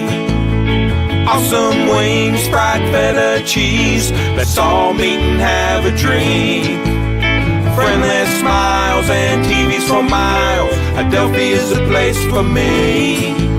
We're open late, so come and eat at 218 Capitol Street. First quarter. Taking a look at some of the other games in college football currently in progress. Looking at Fresno State at number 11, Oregon tied at 21 with 5:54 to go in the third quarter. Alabama, number 1 in the country, taking on number 14, Miami. They're up 10-0 at the end of the first quarter.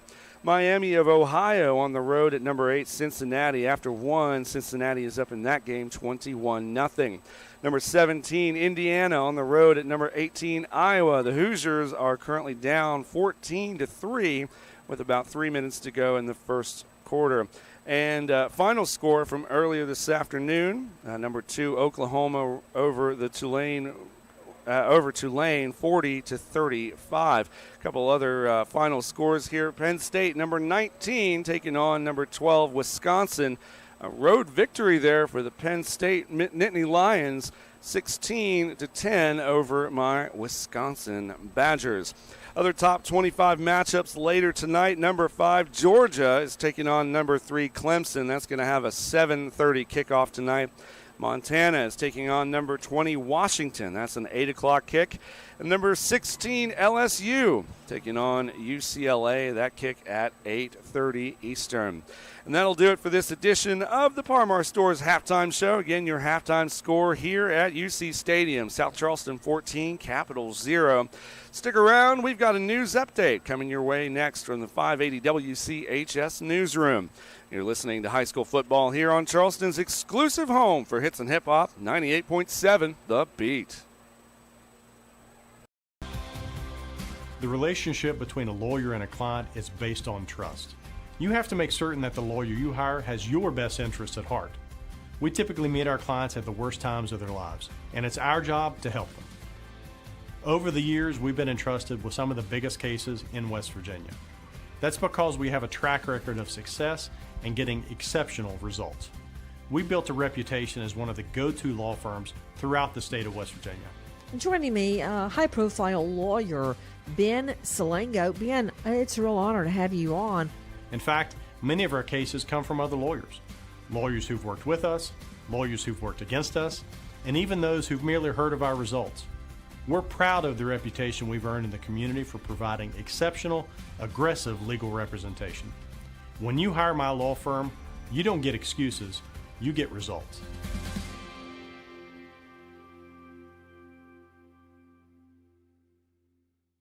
In the history of Dutch Miller Subaru, there has never been a better time to trade in your car. Because of major supply chain disruptions, your vehicle is worth more than it ever has been.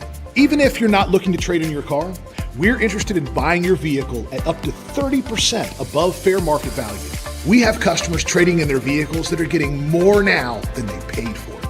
Learn more and text or chat now at DutchMillerSubaru.com. Ask about 0% financing on select models and get friends and family pricing for everyone. With all that's going on, Mullen Plumbing, Heating, and Cooling wants to remind our neighbors we're here for you.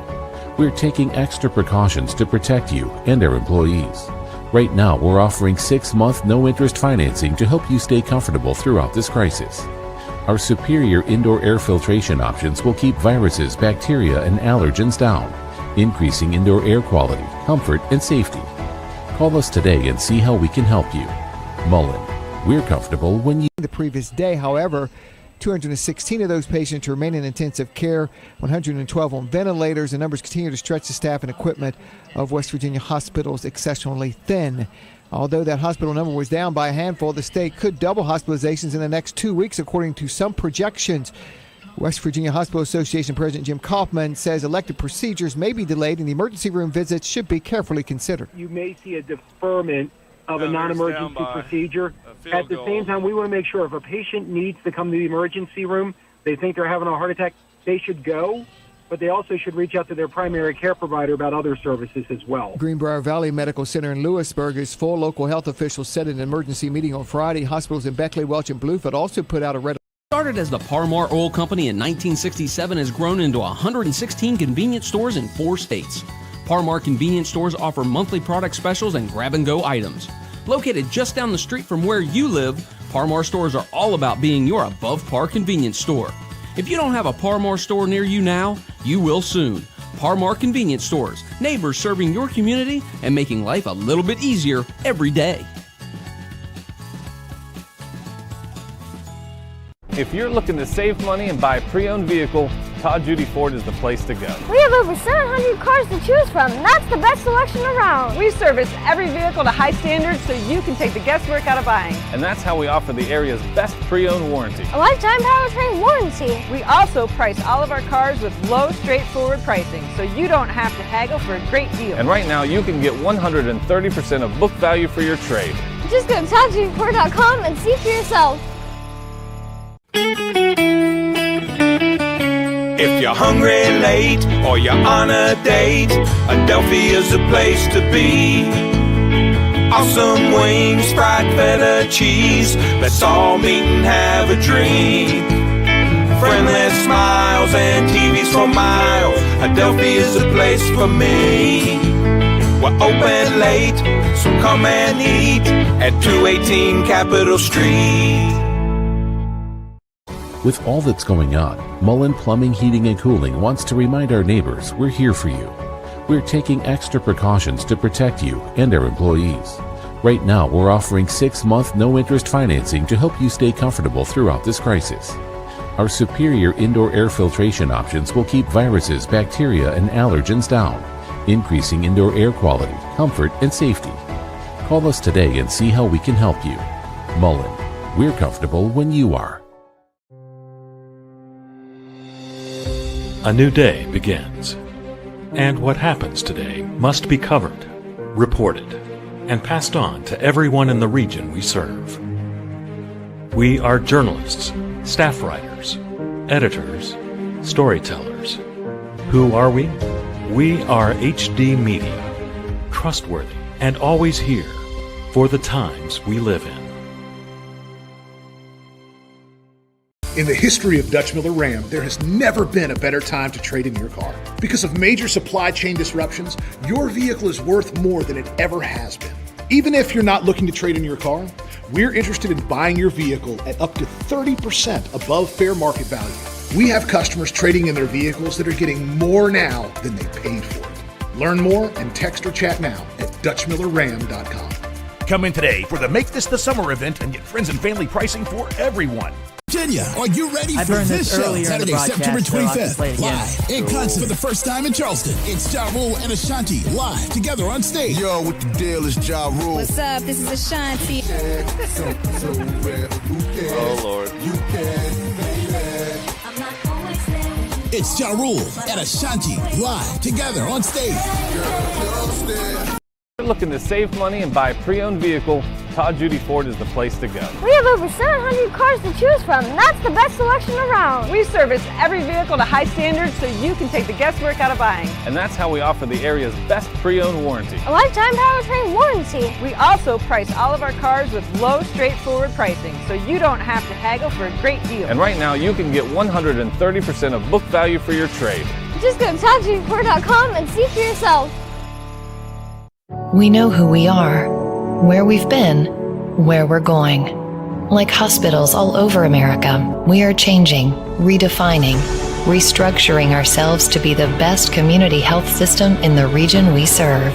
We are 2 hospitals with more than 30 locations, 450 providers, and 1 mission: to heal. As one, we are Thomas Health, caring for our communities today and tomorrow. With all that's going on, Mullen Plumbing, Heating, and Cooling wants to remind our neighbors we're here for you.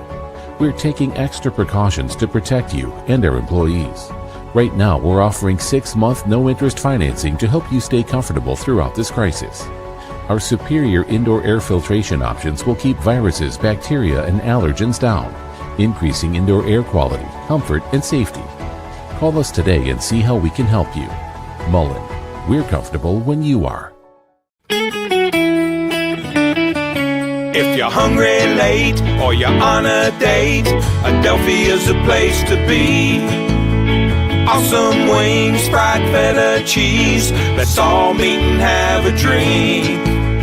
Friendly smiles and TVs for miles. Adelphi is a place for me. We're open late, so come and eat at 218 Capitol Street.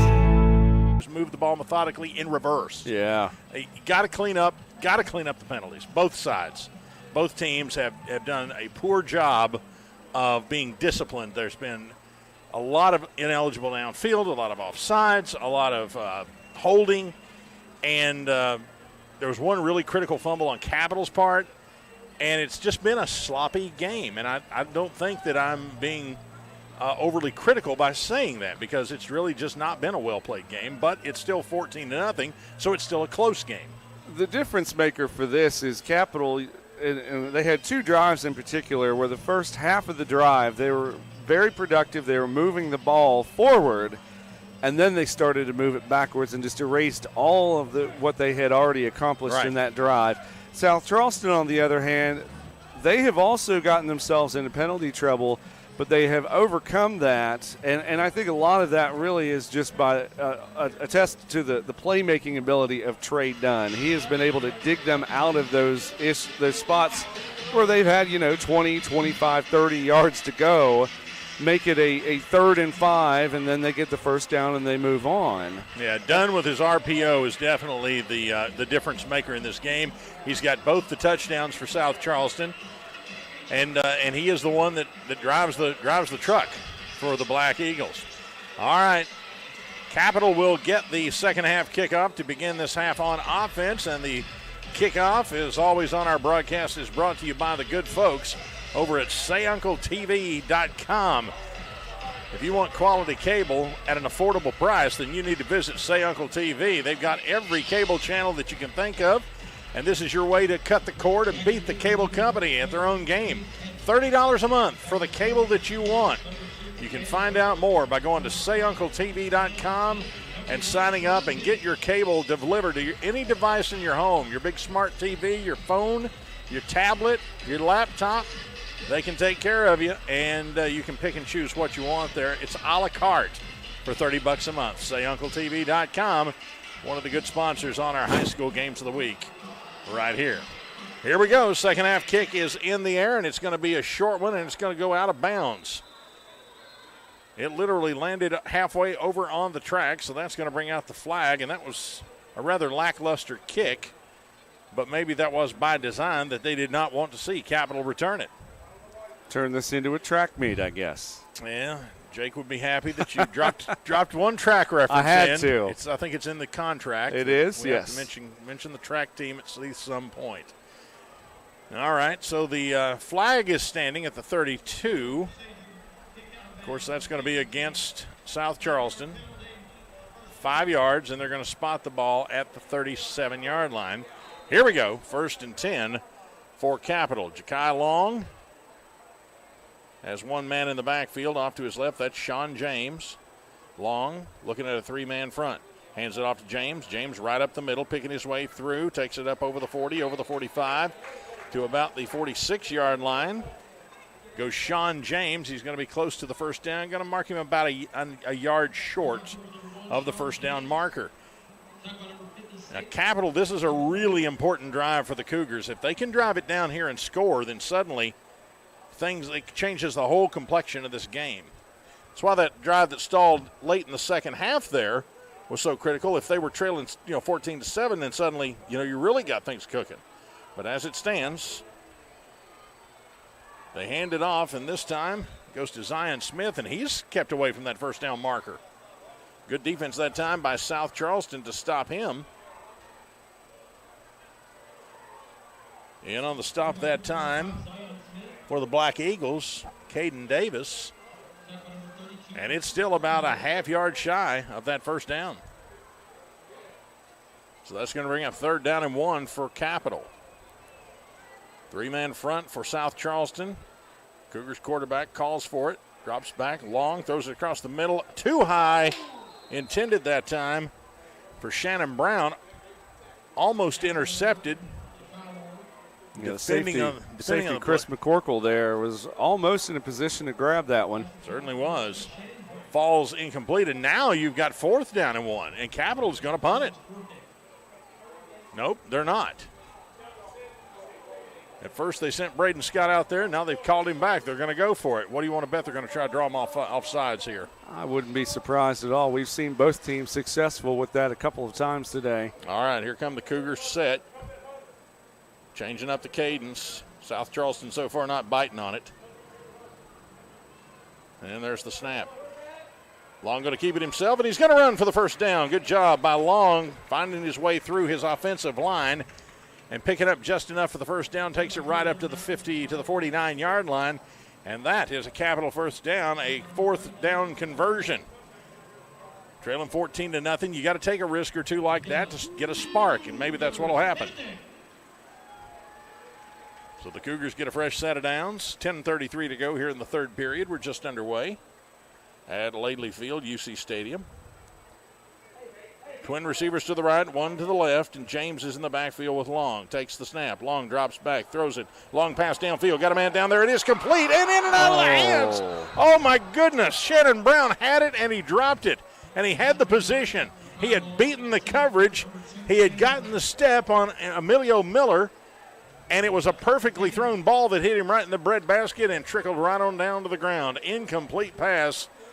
And, man, that's one that I'm sure Shannon Brown would like to have back. That was right on the money. That would have been a touchdown right there. The Capitals had a couple of drops like that where they could have easily scored a touchdown. And that's the difference. A couple of drops will really hurt you. 2nd and 10. 10:17 to go in the 3rd period. Snap back to Long, hands it off. Runner coming to the left side. That's going to be Zion Smith. Smith across the 50, down to the 40-yard line. Goes Capital Zion Smith. Takes it down to the 40, and that's going to be enough for a Capital first down. Nice speed there by Zion Smith. Several South Charleston defenders in pursuit there, and he was still able to grab 10 yards and grab that first down for the Cougars. Good job by the Cougars, too, to set up a wall of blockers over that left side for him and put him in a position to get the first down. Now the ball at the 40, 1st and 10 for Capital. Ja'Kai Long brings his team to the line. Snap. Dropping back. Long looking around. Keeps it himself. Runs up across the line of scrimmage and pushes his way down to the 36-yard line. About a 4-yard pickup for Capital. And that'll make it 2nd down and about 6. I don't know that was a run all the way, but he made that decision and stuck with it. Now Long brings his team to the line. He sends 2 receivers to the right, 1 to the left. He's got a tight end, strong side left, and he's got Sean James in the backfield with him. Calls for the man to come in motion. Snap. Handoff. James right up the middle. He's got running room. He's inside the 30, down to the 20. He's hit. Breaks free to the 10, to the 5. Touchdown, Capital. Sean James picking his way through the South Charleston defense, breaking tackles, making people miss, and just outrunning people to the corner of the end zone. And for 36 yards, he's got Capital's first score of the afternoon. Comes with 9:02 to go here in the 3rd period. And suddenly we got ourselves a ball game. I'm not sure if they wanted to do the jet sweep on that because they brought Shannon Brown in motion, and I think there was some confusion as to who the ball was going to go to. It wound up in James' hands, and he knew what to do with it. Now on for the extra point is Braden Scott. Snap is back. Kick in the air. And it's good. So your new score, South Charleston leads Capital 14-7 with 9:02 to go in the 3rd period. This is high school football on 98.7 The Beat. History of Dutch Miller Ram, there has never been a better time to trade in your car. Because of major supply chain disruptions, your vehicle is worth more than it ever has been. Even if you're not looking to trade in your car, we're interested in buying your vehicle at up to 30% above fair market value. We have customers trading in their vehicles that are getting more now than they paid for it. Learn more and text or chat now at DutchMillerRam.com. Come in today for the Make This the Summer event and get friends and family pricing for everyone. If you're hungry late or you're on a date, Adelphia's the place to be. Awesome wings, fried feta cheese. Let's all meet and have a drink. Friendly smiles and TVs for miles. Adelphia's the place for me. We're open late, so come and eat at 218 Capitol Street.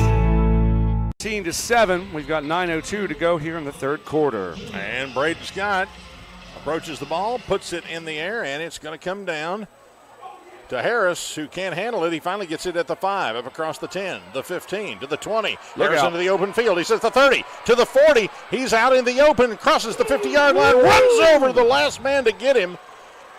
And Wayne Harris, what a return that time for the Black Eagles. The recipient of that stick, M.J. Dixon, he brought him down, but boy, he paid for it. My goodness. That was a hit and a great return that puts South Charleston in great field position to answer after the long drive and score by Capital. Ball spotted at the 44-yard line of the Cougars. 1st and 10 for South Charleston. Trey Dunn wasting no time. 3 receivers right, 1 to the left. And he's got Emilio Miller with him in the backfield. Snap, comes back, hands it to Miller. Miller tiptoeing up through the line, gets hit, spins, pushes forward, inside the 40. Down to the 36-yard line goes Emilio Miller, and you really had to like how he was allowing his blocks to develop there, just staying behind those big butts up front of him. And as soon as he got hit, that's when he spun out and took off. Well, and you used the term tiptoe, but literally that was what he was doing, just waiting for that to open up for him. That was a really nice run. It looked like a busted play at first. Next thing you know, about 8 yards later, here we are, 2nd down. 2nd and 2. Hand off to Miller again. Miller left side, looking for a hole again. He's got one. He's down to the 30. He's got a 1st down for South Charleston. So if you're the Black Eagles, you're doing exactly what you want to do. You gave up that long score on the opening drive of the 3rd period to Capital. Capital's feeling it, but then you get a great return out of Wayne Harris. And in 2 plays, you got yourself a 1st down, and you're down to Capital's 30-yard line, and you got the Cougar defense reeling just a little bit here. Trey Dunn sends 3 to the right, 1 to the left. Snap, handoff, faked it, kept it himself. Here he comes. Trey Dunn trying to find the corner. Comes around the 30, across to the 25-yard line and out of bounds at the 25-yard line. And there are a couple of South Charleston players down over on the far side. One of them down is Jamie Tubbs, and I can't get a number on the other one. I believe looks like that's that might McCorkle. be Chris McCorkle. Yeah, McCorkle, and I don't know. I was not looking at that part of the field when it happened. I was watching Dunn's run, but they may have run into each other. I was unfortunately also looking at a different part of the field there. Trainers out looking at both of the injured Black Eagle players. Donnie Mays comes over and checks on him, and he's frustrated. You hate to lose one. You sure hate to lose 2 on one play. That's actually number 4. That's Emilio Miller. Yeah, and that is certainly not what you want to see. Miller is up, and he's walking, so that's good news. They're still working on Jamie Tubbs. So Miller is walking it to the sideline under his own power, and they don't seem to be paying much attention to him, so he should be okay. Good news for the Black Eagles because he has been the guy who's carried the load along with Trey Dunn. But they continue to look at Jamie Tubbs and work on him. Back to that Capital touchdown by Sean James. Honestly, that looked like a busted play because they had called for Shannon Brown to come in motion, and it appeared that Long was going to try to hand it to him on the jet sweep. Some miscommunication, and all 3 of them sort of ran into each other. Long put the ball into the hands of James, and James saw some daylight, shot right up through the middle of the defense, and then started making people miss. and earned the rest of it on his own to score Capital's first touchdown of the evening. It came off as a delayed handoff, but I think you're right. I think the play was really kind of busted up, and they just lucked out. And really what happened, though, was because of the delay, it threw off the whole entire South Charleston defense. They were going over towards that jet sweep, and then with the counter motion there on the run, he was able to get open space there and then 36 yards into pay dirt. I mean, good news. They looks like it was just a cramp for Tubbs. He is up, and he is off the field under his own power. And the clock winds with 7:43 to go, and South Charleston has got second down and 5 at the 24-yard line of Capital. Trey Dunn brings his team to the line, calls for the ball, fakes the handoff. Dunn right up the middle. He's into the open field, inside the 20, down to the 15, down to the 14-yard line. Goes Trey Dunn on the called quarterback keeper. He just faked it, pulled it back himself, and took off. First down run, and he actually pushes it down to the 12-yard line. Check me, the 14-yard line. I was right the first time. First and 10 from the 14. And same formation.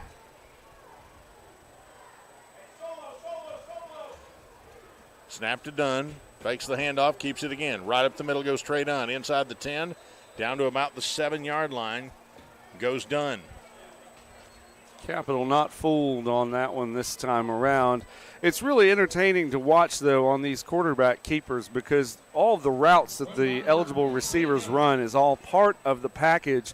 It spreads out that Capital defense in a way that opens up that center field. And so Trey Dunn a lot of times is just running straight through the middle of the line and has wide open space.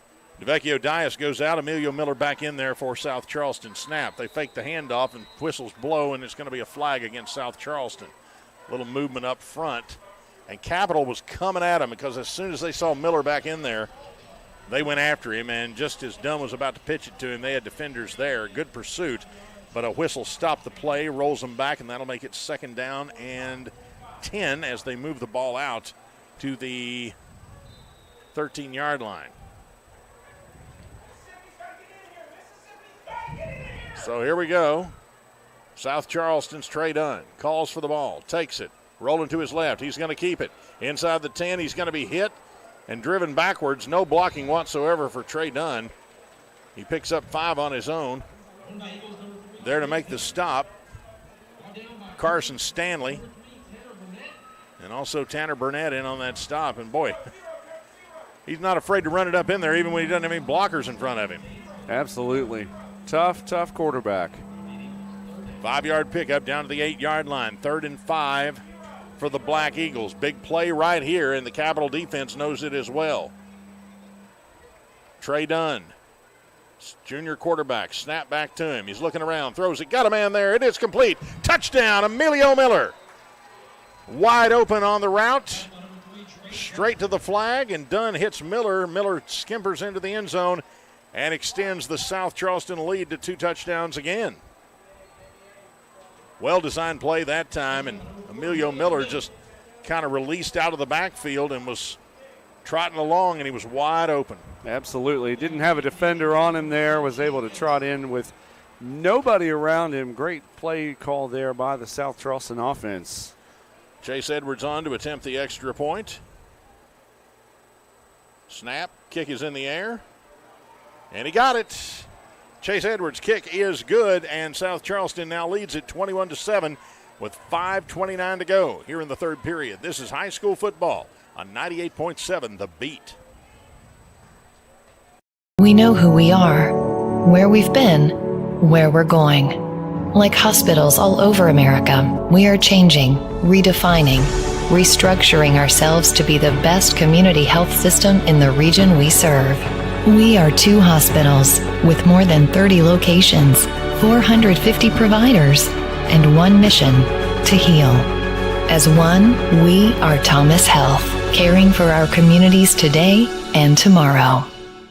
If you're looking to save money and buy a pre-owned vehicle, Todd Judy Ford is the place to go. We have over 700 cars to choose from, and that's the best selection around. We service every vehicle to high standards so you can take the guesswork out of buying. And that's how we offer the area's best pre-owned warranty. A lifetime powertrain warranty. We also price all of our cars with low, straightforward pricing so you don't have to haggle for a great deal. And right now you can get 130% of book value for your trade. Just go to ToddJudyFord.com and see for yourself. To go here in the third quarter as we are here in the shadow of the Gold Dome of West Virginia's capital. We talked about the sloppy play in the first half by both teams, Matt. They both had an offensive series here in the second half, and both have played fairly mistake-free football. Yeah, they definitely had some chats there in halftime about those penalties, I'm sure. So we settle in. The ball falls off the tee for Chase Edwards, deep to receive for Capital. I don't know Brown, if it's that Smith, and James. I don't know if it's that windy down there, but I wish that breeze would make it up to us. Well, we're in the shade, so I'm not complaining too much. That's true. You ought to be here in about November. Yeah. When your drink freezes while you're calling the game. Kick in the air. Comes down at the 25-yard line. Up to the 30. Across the 35 to the 40. 45 across midfield. And a return that time by Shannon Brown over on the far sideline. So that's how South Charleston's scoring drive began, with a really good return. And that time Shannon Brown returns it and puts Capital in good field position to start this second drive of the second half. And this might be the best starting position that Capital's had all day. Indeed. Starting inside of South Charleston territory. Well, just outside. Ball's right at the 50. Right on the Capital side of the 50-yard line. They mark it on the right hash mark for the Cougars. You got 15 seconds on the clock. They're having some personnel issues here for the Cougars, trying to get the right people in there, and they're still showing some confusion. They got 7 seconds. They're going to have to hurry. Clock is winding down. Long finally has to call timeout, and he does. And, boy, you talk about a bad time to burn a timeout. You just had a great return. You got some momentum, and there's just so much confusion there. And well, they had to, though. Everything in this game is about momentum, you know. Counting how many players they had out there, they had a bunch run to the sideline, and they were left with 9. So definitely some confusion there for that Cougars offense. So timeout on the field. I tell you what, we'll take it with them. We'll come back in a moment with 5:24 to go in the third period. South Charleston leads at 21-7. This is high school football on 98.7 The Beat. A new day begins. And what happens today must be covered, reported, and passed on to everyone in the region we serve. We are journalists, staff writers, editors, storytellers. Who are we? We are HD Media, trustworthy and always here for the times we live in. What started as the Parmar Oil Company in 1967 has grown into 116 convenience stores in 4 states. Parmar convenience stores offer monthly product specials and grab-and-go items. Located just down the street from where you live, Parmar stores are all about being your above-par convenience store. If you don't have a Parmar store near you now, you will soon. Parmar Convenience Stores, neighbors serving your community and making life a little bit easier every day. Slack, and that's going to be a first down for the Capital Cougars.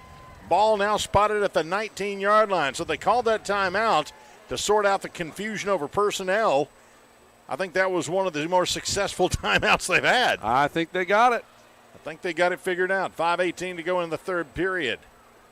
Capital sends 3 receivers to the left side, 1 to the right. Long out of the shotgun. He's got James beside him. Hands it to James.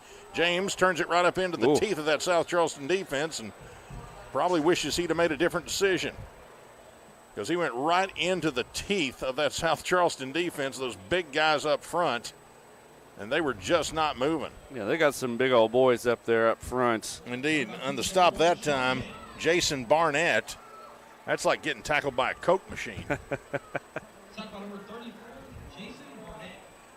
So that's going to bring up 2nd and 10. No gain on the play that time for Sean James.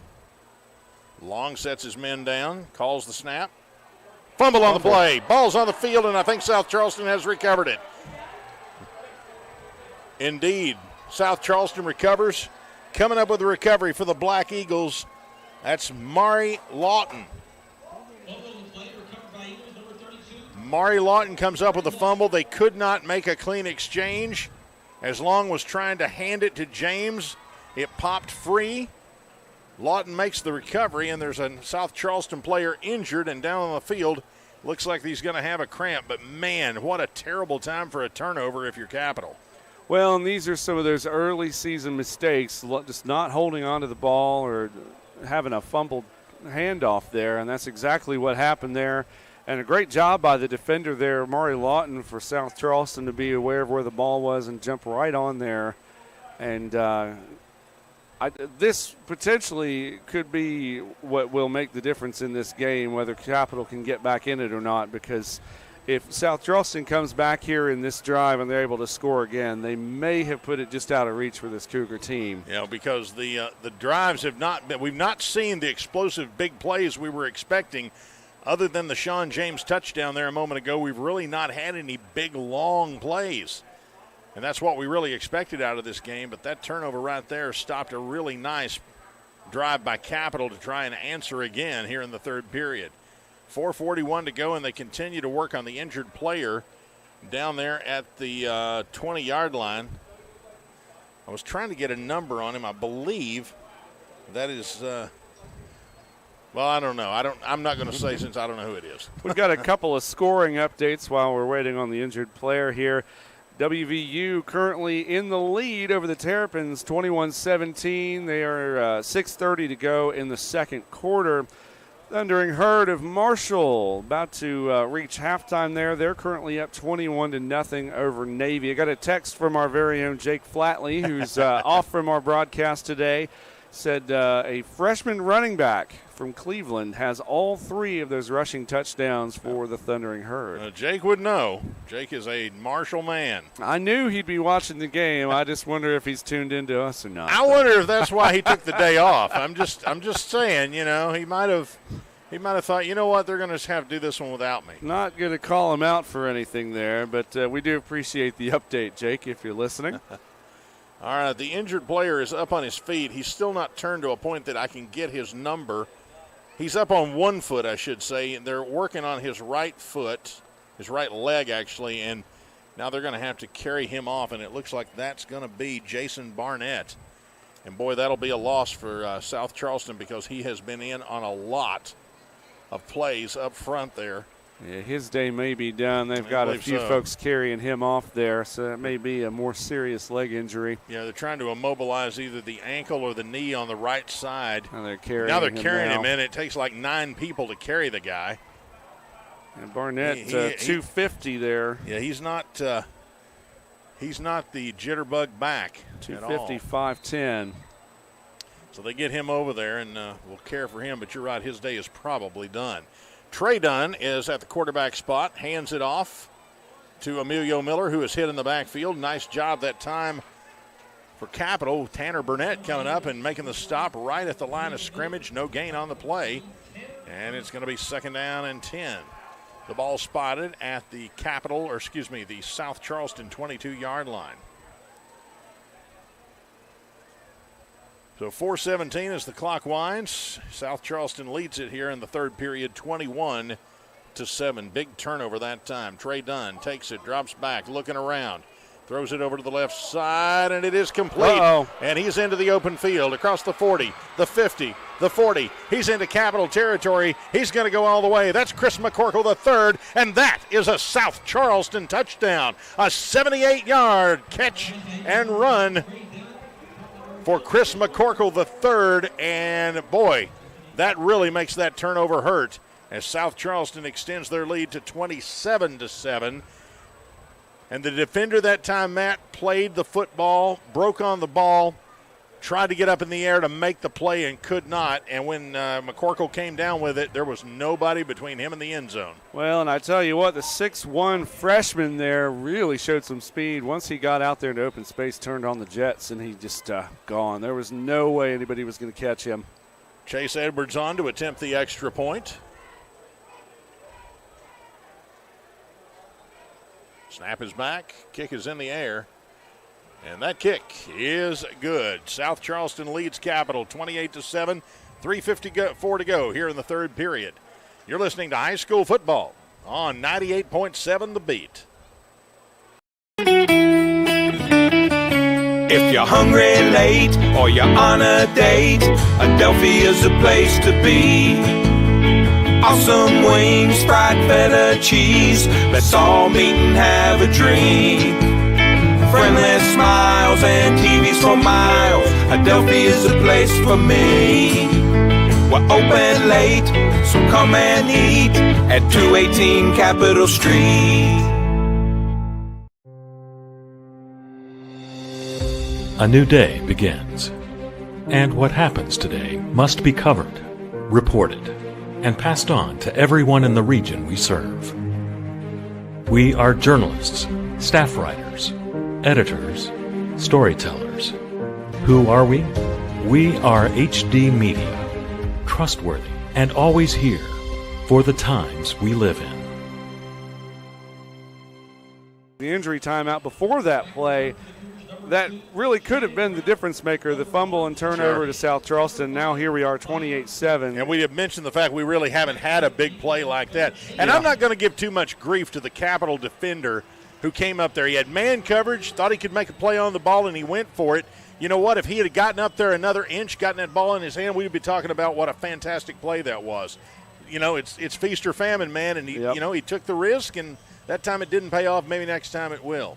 Kick is in the air. Actually, it's along the ground as they squib it down to about the 30-yard line. Here they come over the 35. Spin move to the 40. Continues moving forward to the 45. Up across the 45 to about the 48-yard line. Another nice return by Capital. And bringing it up that time was Shannon Brown. Brown near midfield. But now the Cougars offense comes back onto the field, and they trail by 3 touchdowns, 28-7. 3:45 to go here in the third. Ball is spotted at the Capital 48-yard line. So if you're Capital, what do you do here to try to get some offensive production? Well, I think you just keep going the way you were. I mean, just keep chipping away and try to eliminate the mistakes. You've moved the ball pretty effectively. You just haven't been able to finish drives for one reason or the other, and you can't turn it over. That's the critical thing. Long since 2 receivers lined up back-to-back over on the left side. And he's hollering at his split man to the right, trying to get his attention. He wants him in motion. Snap. Handoff James. James right up the middle. He's going to be hit and brought down. Coming down with the stop that time is Mari Lawton, the man who had the big fumble recovery on the last defensive set for South Charleston. Picks up a couple of yards, does James. Takes it to the 50. It'll be 2nd down and 7. They're going to give him credit for 3 on that. Just across the 50-yard line for the Cougars into South Charleston territory. 3:22 to go on a winding third quarter clock. Snap comes back to Long. Long throws it across the middle, and he's got a man open. Complete at the 40-yard line, and that's going to move the sticks. Good enough for a Capital first down. That's going to be Shannon Brown with the reception. Catches it at the 40, falls forward to the 41. 3:12. Clock stops to move the chains, and if you're Capital, you got to start thinking about tempo, momentum. Get into a rhythm here and get this thing into the end zone because you got a lot of work to do. Clock rolling again now, 3:06 to go. South Charleston with a 3-man front. Capital goes with strong side right, twin receivers to the right. Snap back to Long. Long looking around, throws a man downfield, got a man there. It's going to be picked off, intercepted by South Charleston. He did indeed. He caught it, held on to it long enough, and they're going to give it to South Charleston. Jamie Tubbs comes down with the interception for the Black Eagles, and a turnover again stops the Capital drive, this time at the 10. And he's hurt, Tubbs too. is down. He's been in and out. He's had some chronic injuries, but he caught that one and made a major catch on that. That was an amazing catch as he dived for it and caught it out of the air, but as soon as he hit the ground and rolled, he laid the ball down and he was in pain. Now the trainers are beating him half to death in celebration. I can't tell if he's actually injured or not here because there's a half celebration and half stretching going on. Well, he's got a cramp on one end, and they're all beating on his shoulder pads on the other. So I know, and I know that kind of pain when a cramp hits you, buddy. you don't care if you just won the lottery. You just want that to go away. Yeah, they are going to carry him off. They're actually going to carry him off the field here, but he did come down in a bit of a strange angle, but great hands there, was able to get that interception before he went down. And that pass was intended for Capital's Braden Slack, and boy, he almost had it not been for a fantastic play that time by Tubbs, who came across the middle and picked it out of the air. So South Charleston's got the ball again with a 28-7 lead, 2:45 to go. They've got the ball at their own 11-yard line. And the Cougars now are in danger, if they give up another score, of seeing the fourth quarter clock roll on them. Well, and that's 2 major turnovers for Capital this game. A fumble in the third earlier in the quarter, and now that interception. Those 2 turnovers right there have been the difference. Trey Dunn from his 5-yard line hands it off to Emilio Miller. Miller up to the 15-yard line. On the run to the left side. They mark him at the 16. Pick up a 5. It'll be second down and 5 for South Charleston. 2:28 as the shadows are growing longer here at Laidley Field on this gorgeous Saturday afternoon in Charleston. It's been all Black Eagles, at least in the end zone. Capital has not played a terrible game, but they have had some terrible mistakes that have been costly. Snap to Dunn. Dunn throws it downfield. Man's wide open. If he gets him, and he can't haul it in. That was Harris, and Harris had his man beat. In and out of the hands there. He should have had that one, but there again, you mentioned the shadows here. The sun is back in that direction. You have to wonder if that did play anything there, but you got to get that one. That one, he was wide open. He had beat the double coverage. Yep. If he catches that one, he's off to the races, and it's a foot race. It's track meet, as our buddy Jake would say. And Trey put that right where it needed to be, too. Indeed. Third down now and 5. Dunn fakes the handoff, keeps it himself, picks his way through. He's up to the 20-yard line, very close to the first down. Trey Dunn on the quarterback keep, and I believe he's got enough for a South Charleston first down.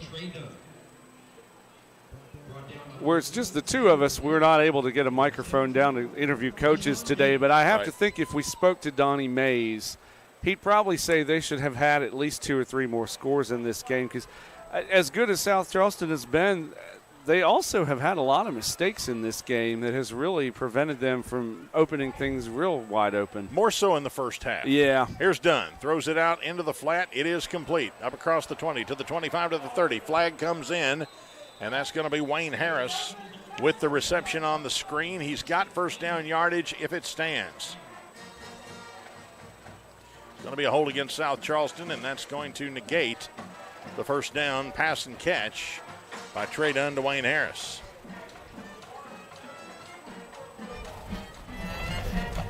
Illegal block in the back, number 2 on the offense, 10 yards, first down. All right, check me on that. It was not a hold. It was an illegal block in the back. Sometimes I can't tell if he's actually holding his hand and motioning forward or if he's bringing it down, and that's the difference in those 2 calls. So that was the push forward that I missed. So that's going to replay the down. It's going to be 1st and 10. They are going to give him the first down. It's actually going to be 1st and about 20 from the 11. Dunn. Handoff to Emilio Miller. Miller over the left side, still on his feet, up to the 20, shoves his way forward, keeps his feet moving, out to the 24-yard line. Emilio Miller just making it happen and keeping those feet moving. Clock rolling with 1:06 to go here in the third period. South Charleston in the driver's seat, leading at 28-7. They have benefited greatly here in the second half by a strong drive and a pair of really tough turnovers for Capital. Dunn looks over to the sideline, audibles. Twin receivers either way. He's got Emilio Miller in the backfield. Hands it to Miller. Miller's going to be hit in the backfield, wrapped up, and dropped.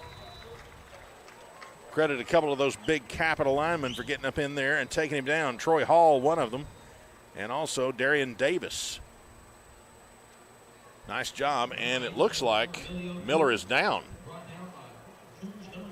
Indeed, Emilio Miller is down on the play, and the trainers are out to have a look at him. And again, cramps are the issue. We'll take a break. Well, we'll keep it right here. 30 seconds to go here in the third period. You got an update on that Mountaineer and Marshall score there? Absolutely. Looks like the score remains the same. The Mountaineers up 21-17 over the Terrapins. About 2:53 to go in the first half. And Marshall now at halftime, they were not able to get any more on the board before they went in for the half. So that remains 21-0 over the Navy Midshipmen. So Emilio Miller, who has done a lot out of the backfield for the Black Eagles today, is down, and he's got cramps. That probably means they'll bring Delvecchio Dias back in. When play resumes, it's going to be 3rd down and 8. Miller is up, coming off the field, but those cramps are not going to go away. You got to hydrate. And it's, even though we've got cool weather here today, it's still, if you're playing football in this sunshine, it's taking a lot of sap out of you. Well, and it is currently 81 degrees outside, so not real hot, but also not, Yeah, it's not 95 with 100% humidity, right. But it's still warm. 3rd and 9, ball placed on the left hash mark at the 22-yard line. Man comes in motion right to left. Trey Dunn with 3 receivers to his left. Now he's got him set where he wants him. Calls for the ball, drops back. Throws it downfield. Man is down there, and it is caught across midfield to the 40. Coming down with the catch, that's Mondrell Dean. And Dean had beaten the coverage, got out in front, and hauled it in over his shoulder from Trey Dunn, and takes it all the way down to Capital's 36-yard line. That's a 53-yard pass and catch. And we've got 5 seconds left in the third period. So they reset the chains. Clock is stopped while they do that. Now they're winding the clock, and I don't think they're going to get the play off. Nope. That is the end of the third period, and South Charleston is leading it and has the ball. 28-7 is our score. South Charleston. You're listening to high school football on 98.7 The Beat. Started as the Parmar Oil Company in 1967, has grown into 116 convenience stores in 4 states. Parmar convenience stores offer monthly product specials and grab-and-go items. Located just down the street from where you live, Parmar stores are all about being your above-par convenience store. If you don't have a Parmar store near you now, you will soon. Parmar convenience stores, neighbors serving your community and making life a little bit easier every day. If you're looking to save money and buy a pre-owned vehicle, Todd Judy Ford is the place to go. We have over 700 cars to choose from, and that's the best selection around. We service every vehicle to high standards so you can take the guesswork out of buying. And that's how we offer the area's best pre-owned warranty. A lifetime powertrain warranty. We also price all of our cars with low, straightforward pricing, so you don't have to haggle for a great deal. And right now, you can get 130% of book value for your trade. Just go to ToddJudyFord.com and see for yourself. Mobile.com. Well, we are ready to start the fourth quarter as South Charleston and Capital switch ends of the field, and now Capital has their backs to the scoreboard as you'll be moving right to left on your radio. South Charleston will have it 1st and 10 after the big pass to Mondrell Dean. Twin receivers either way for Trey Dunn. Takes the snap, and he's going to have a flag. They're going to march him back 5 yards because I believe Delvecchio Dias got a little antsy. 67 on the offense, 5 yards, 1st down. I apologize to Mr. Dias. I saw him moving. It was one of the up men. Poor old Xavier Bosley, he gets called out. He does a great job blocking all day, and the one time that he gets his name called, it's for that. But he's done a heck of a job to block for Trey Dunn and the rest of that Capital running core. Dunn takes the snap. Whistles again blow on 1st and 15. Now what's the call? Dead ball. False start. Number 6, offense. Oh, my. 1st down. That was Wayne Harris that time.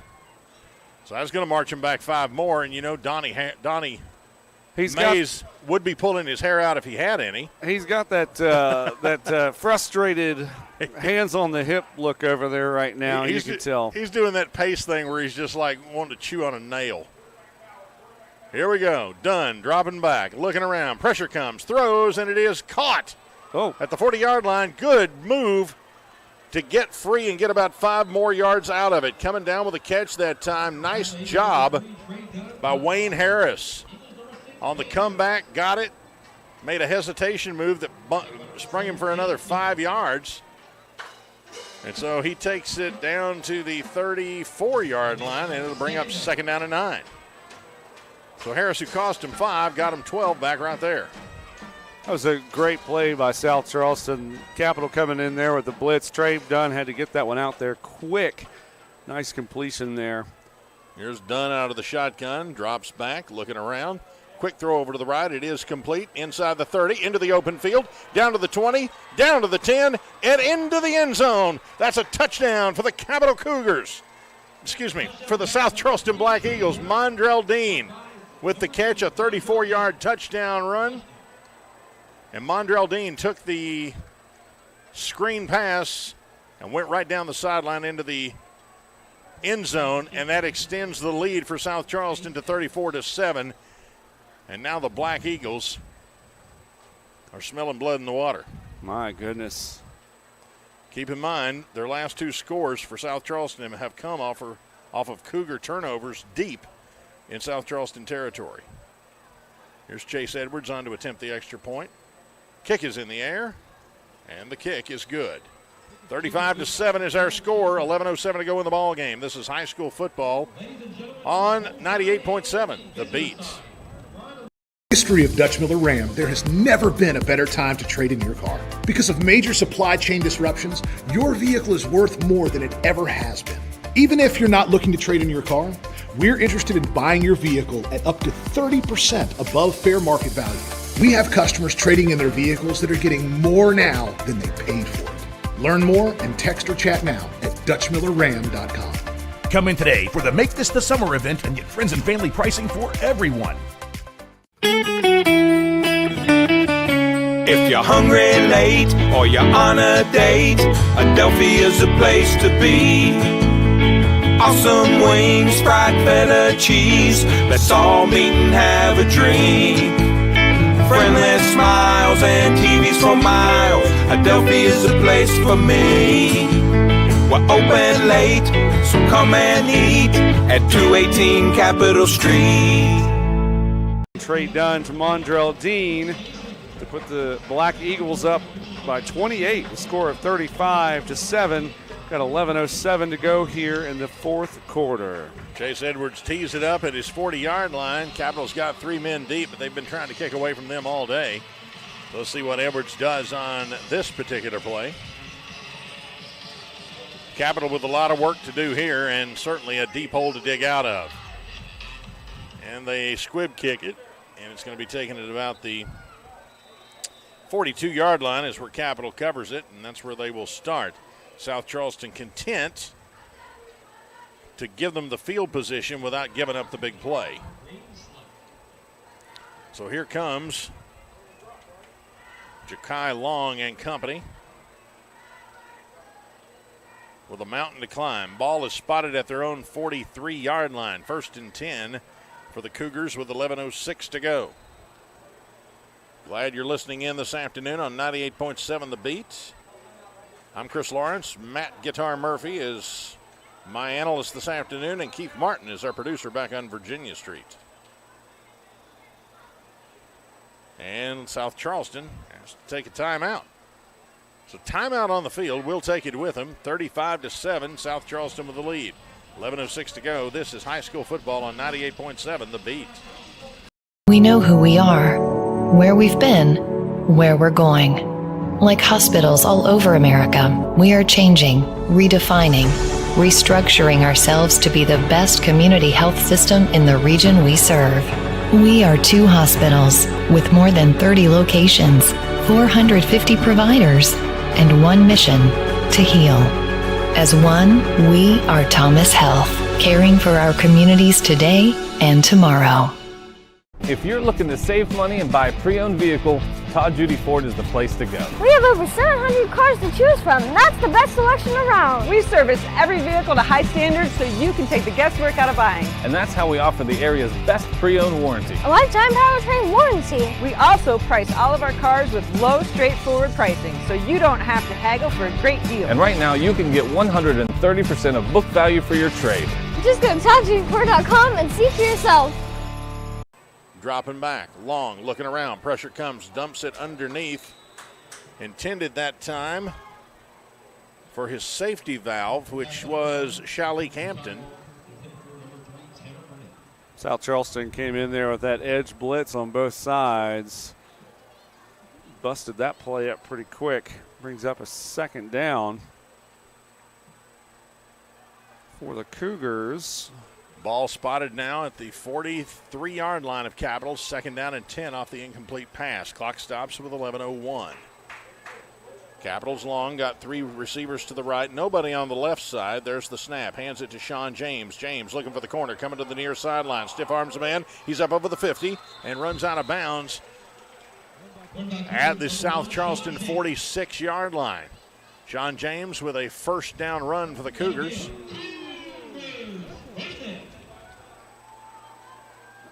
This Capital team isn't out yet. I mean, I don't know that they're going to come back, but they haven't quit yet out there. No, they're still moving the football pretty effectively.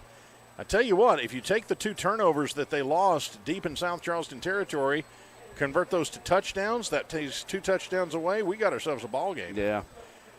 Here's Long, snap back to him, hands it off to Zion Smith. Smith right up the middle, pushing behind his blockers, takes it down to the 40-yard line.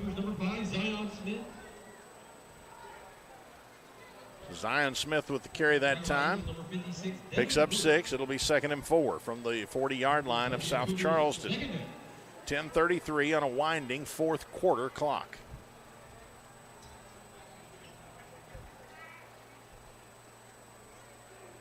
Now Long lines up with Sean James to his right. Twin receivers to either side. Snap to Long. Drops back. Looking around, he's going to keep it himself. Breaks free. He's to the 30, down to the 25, and runs out of bounds at the 25-yard line. First down run for Ja'Kai Long. Nice job of recognizing that he had a path and taking it. Krayshawn Chisholm there, the linebacker for the Black Eagles, almost had him in the backfield there. Just had the back of his jersey and couldn't get that tackle. Took a play for loss into a nice gain there for the Cougars. 10:07 to go. Ball spotted at the 25-yard line of Capital. This time Long lines 2 men up in the backfield, sends 2 over to the near sideline. That's going to be the short side of the field. Long takes the snap, looks around, dumps it out to James. James up over down across the 20 to the 18-yard line goes Sean James. So he's going to pick up about 7 on the play, and it'll be 2nd down and 3. 9:50 on a winding fourth quarter clock. And Capital has been down here a couple of times today, but both trips resulted in a turnover. And now there's a timeout on the field. I think Capital knows it and they want to talk about it. Well, South Charleston took the timeout. They've got 1 left. We'll take it with them. 35-7, South Charleston leads it with 9:42 to go in the game. This is high school football on 98.7 The Beat. A new day begins.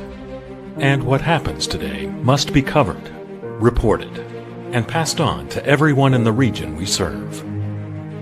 We are journalists, staff writers, editors, storytellers. Who are we? We are HD Media, trustworthy and always here for the times we live in. What started as the Parmar Oil Company in 1967 has grown into 116 convenience stores in 4 states. Parmar convenience stores offer monthly product specials and grab-and-go items. Located just down the street from where you live, Parmar stores are all about being your above-par convenience store. If you don't have a Parmar store near you now, you will soon. Parmar convenience stores, neighbors serving your community and making life a little bit easier every day. Ryan Smith, who then handed it off a second time to Shannon Brown, and Brown fumbled it in the backfield. He did recover his own fumble, but it pushes the Cougars back to the 27-yard line. Mari Lawton for South Charleston with some of the pressure there, helped force that fumble. Cost him 8 yards, third down, and about 11. Receivers 2 to the right, 1 to the left, shotgun formation.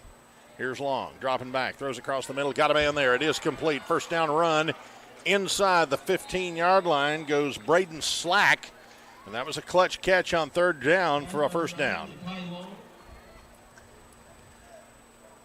Slack's going to be marked down at the 12-yard line, and that's going to be a first down for Capital. 9 minutes to go in the ball game. The Cougars are trailing 35-7, but they're trying to get a score on the board here and get something positive out of this game. This time, Long sends 3 receivers out to the right, split way out to the wide side of the field. He's got James in the backfield with him. Snap, handoff to James. James turns it right up the middle, jumps a defender, and he's into the end zone. Touchdown, Sean James and the Capital Cougars. James is the kind of guy that he can see the field, and as soon as he sees a crease, he takes it. He did there. Hurdled one defender, and when he came down in 2 steps, he was into the end zone, and Capital has cut into the lead. It's now 35-13. And that was by far the best drive of the day for Capital. Well, they had the best outcome. They've had some good drives, but that's the first one that didn't end in tragedy. Here's Braden Scott on to attempt the extra point.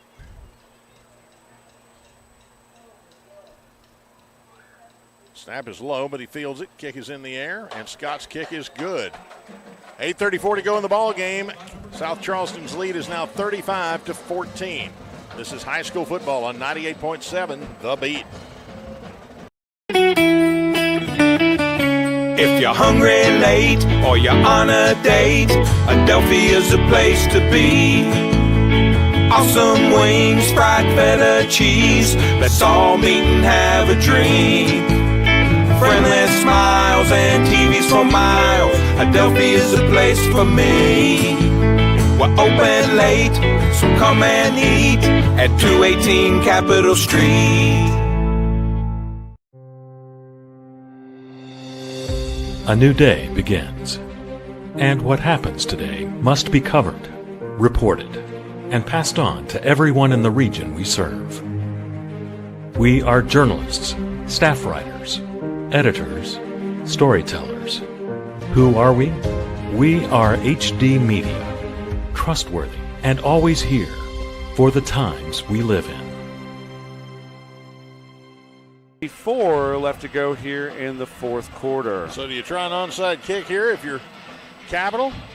I say you at least squib it, but why not? Braden Scott's got it teed up, and he is going to squib it. It's going to come down to the 15-yard line and be taken there by South Charleston's Wayne Harris. Up over the 25, tries to find a crease to the 30, 35, and runs out of bounds at the 38-yard line. Wayne Harris with another nice return on special teams this afternoon for South Charleston. So now 8:26 to go, and if you're South Charleston, you go out there and just try to burn some clock and salt away this victory. And it would be an impressive one for the Black Eagles because they have gone on the road the first 2 weeks of the season and will have captured wins in pressure cooker situations. Yeah, definitely an impressive afternoon here for South Charleston. A couple of really tough opponents here to start the season. Of course, just starting out on the road, even against anybody, is difficult. So to come out here to Laidley Field, a good county rivalry, get a good win. 39-yard line, the line of scrimmage, 1st and 10. Flags come out. And we'll check with the referee and see what went wrong that time.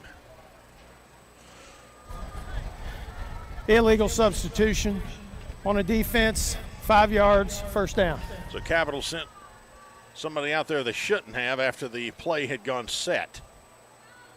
So they'll pay with 5 yards. And that'll move it forward, and they'll start 1st and 10 now at the 44-yard line. And we're starting to see a few fresh jerseys go out there as folks are starting to get worn down.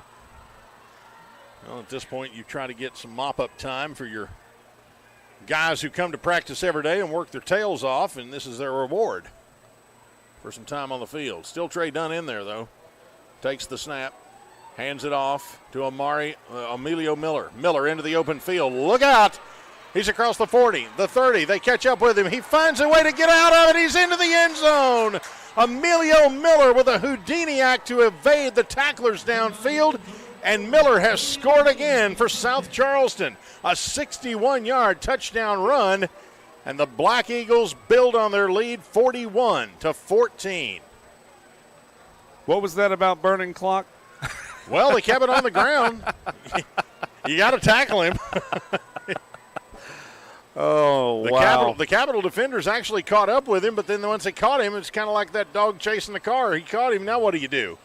And Miller did a nice job of spinning away from them and on into the end zone with his momentum. Here's Edwards to attempt the extra point. Snap is back, kick is in the air, and it's good. 42-14 is your score. South Charleston on top with 8:14 to go in the game. This is high school football on 98.7 The Beat. Started as the Parmar Oil Company in 1967, has grown into 116 convenience stores in 4 states. Parmar convenience stores offer monthly product specials and grab-and-go items. Located just down the street from where you live, Parmar stores are all about being your above-par convenience store. If you don't have a Parmar store near you now, you will soon. Parmar Convenience Stores, neighbors serving your community and making life a little bit easier every day. If you're looking to save money and buy a pre-owned vehicle, Todd Judy Ford is the place to go. We have over 700 cars to choose from, and that's the best selection around. We service every vehicle to high standards so you can take the guesswork out of buying. And that's how we offer the area's best pre-owned warranty. A lifetime powertrain warranty. We also price all of our cars with low, straightforward pricing so you don't have to haggle for a great deal. And right now you can get 130% of book value for your trade. Just go to ToddJudyFord.com and see for yourself. In the fourth quarter. And you can't really say they were trying to throw it there up by a big score because they just gave it to Miller and he started running and nobody got him. Yeah, great athletic run there. You're not going to tackle him. He's going to do it. Now here's the squib kick, and it's going to be fielded at about the 41-yard line. Coming over there for Capital was Braden Slack. So Capital's going to have decent field position here, but again, they trail 42-14, so field position is not really the issue anymore. It's going to be a first down at the 43 is where Capital will start this drive. Still the starters are in the game. Well, we saw Capital put together a really good drive there the last time out. Let's see what they can do here.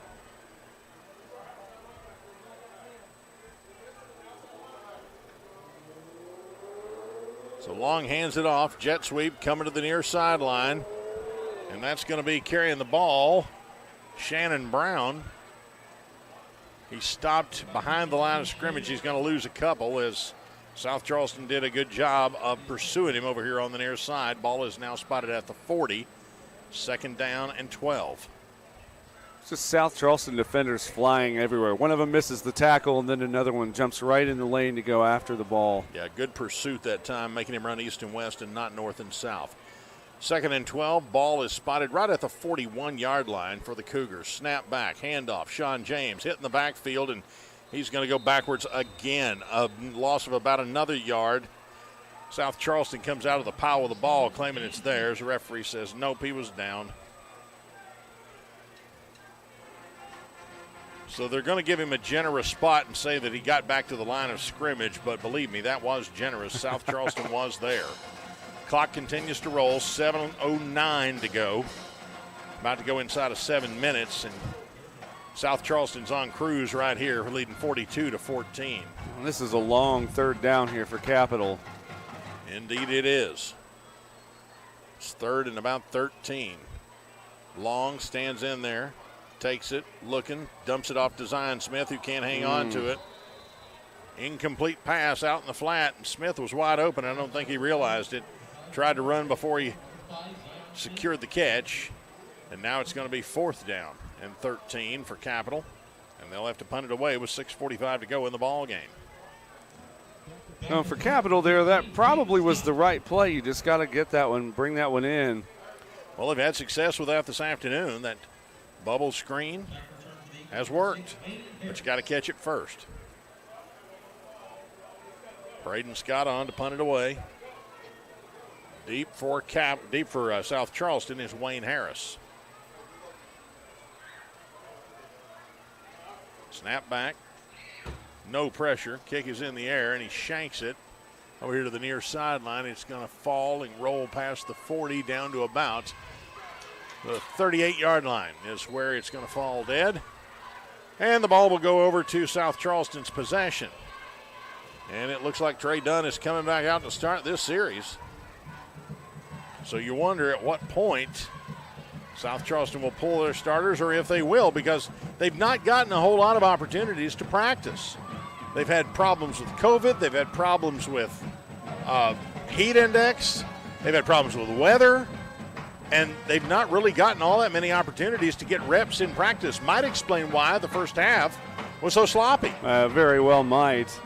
And that's often the case here. Lately Field's such a busy facility, and of course with all the COVID issues. Yeah. So I figure South Charleston is going to leave their guys in there and call this practice as much as anything else. All right, here's Dunn. He's got Quinrich to the right, one to the left. Throws it into the flat, and it's going to be tipped. Going up after it that time and getting a paw on it is Zion Smith. You know Smith would have loved to pick that out of the air, and it would have been a super pick six for him, but he couldn't get both hands on it, just one. Knocks it dead, and it falls incomplete. I tell you what, I don't think Trey Dunn was ready for that play, because that one was snapped right into the numbers and bounced off his chest. Yeah, I don't think he was either. I think he was trying to call an audible on that, but he had to play with what he had. 6:30 to go in the ball game. Dunn takes the snap, fakes the handoff, throws a long ball downfield, and it's going to be incomplete. Intended for Wayne Harris. MJ Dixon there almost had the interception. Yeah, overthrew everybody. Dixon went up to get it, could not get quite high enough. But Harris has been picking on MJ Dixon all afternoon. That time Dixon had pretty good position, and the ball floated high.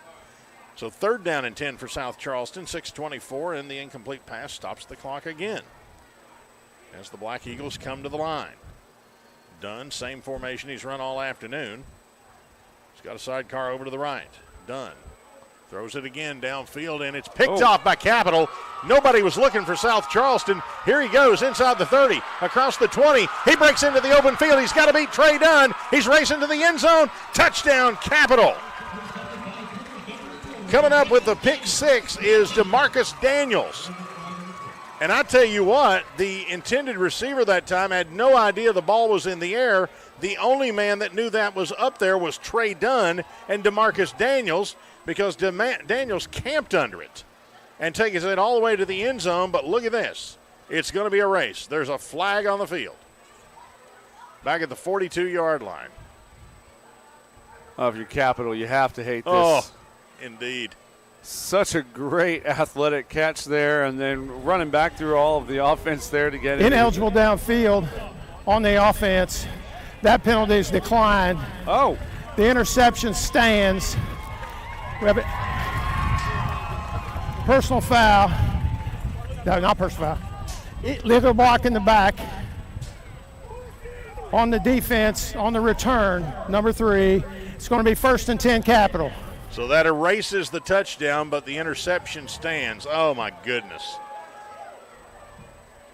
So DeMarcus Daniels had himself a pick six in which he really had to work for it, picked his way back down the field, and outran everybody to the end zone, only to find out that it is going to be back at the 41-yard line. But the turnover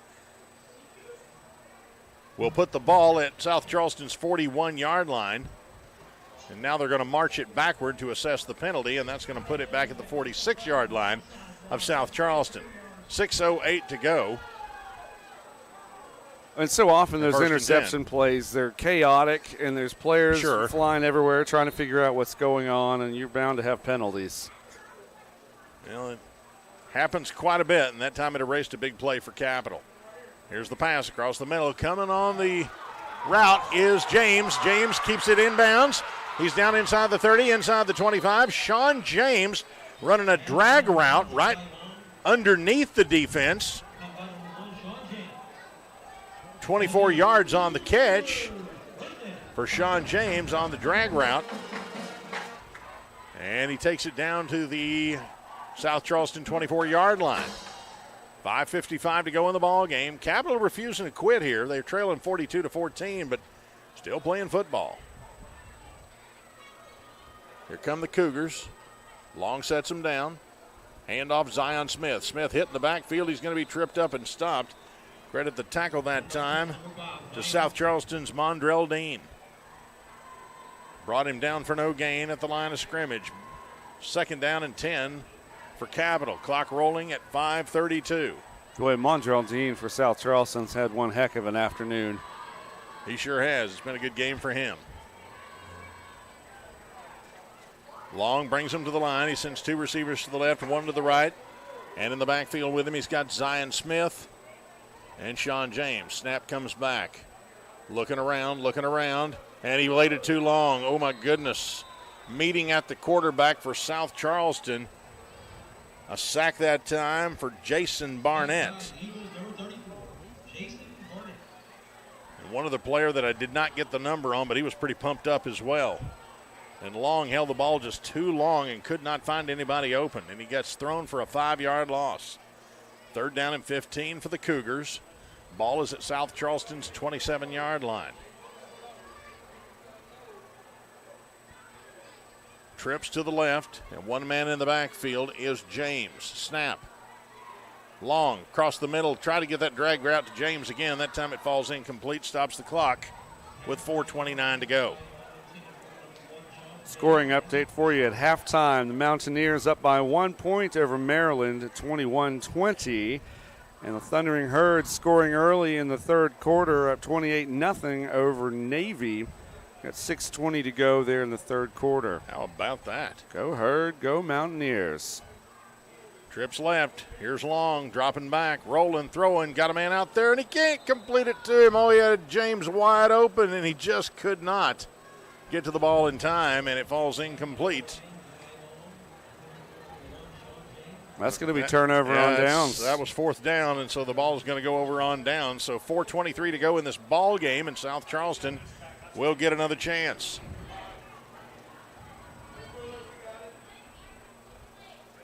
So they're going to spot the ball at the South Charleston 27-yard line. They will take over 1st down and 10. First team still in there for the Black Eagles. Defense for Capital remains the same, I think. Might have a couple of new guys in there. But it's still Trey Dunn at quarterback for South Charleston. Yeah, there is some confusion on the Capital defense. New guys in. Handoff. Here comes Emilio Miller. He's going to be hit from behind. Loses the football. It is picked up. Advancing it down the field to the 20, to the 15, and finally brought down. Coming up with the recovery is who else? DeMarcus Daniels. Daniels had the interception in South Charleston's last drive, and that time he picked up a fumble that was caused by backside pressure that hit Emilio Miller from behind and knocked the ball loose. So Capital gets it again. Ball spotted at the 14-yard line of South Charleston with 4:12 to go. And if Capital had scored on every single one of these opportunities they've had turnovers, this would be an entirely different ball game. Well, you can tell this South Charleston team is really starting to wear down. The body language says it all as they line up here. So Long's back in there again. Snap comes back to him. Looking around. Long rolls to his left. Ranging. He's flushed out of the pocket. Keeps it himself. Runs for the sideline. He's going to go down, but he stays inbounds. Clock will continue to run. Picks up a couple of yards on the scramble. We're inside of 4 minutes left in the ball game. Capital trails 42-14. They're going to give him credit for a yard. 2nd down and 9. Not a lot of urgency here for the Cougars. 18 seconds on the play clock. Zion Smith coming back in.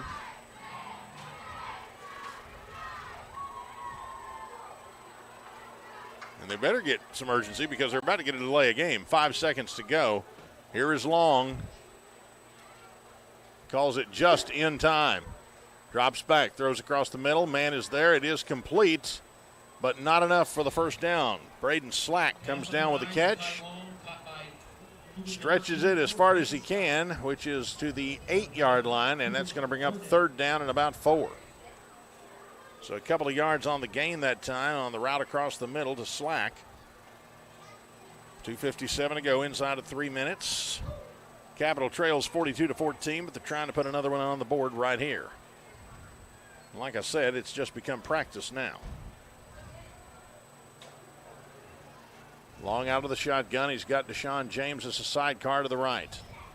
Snap back. Keeps it himself. Trying to find the end zone. He's across the 5. Gets a block. Pushes it in. Touchdown, Capital. Ja'Kai Long keeps it himself. Finds a block and gets himself into the end zone to score it and extend to cut into the South Charleston lead. And now your score is 42-20.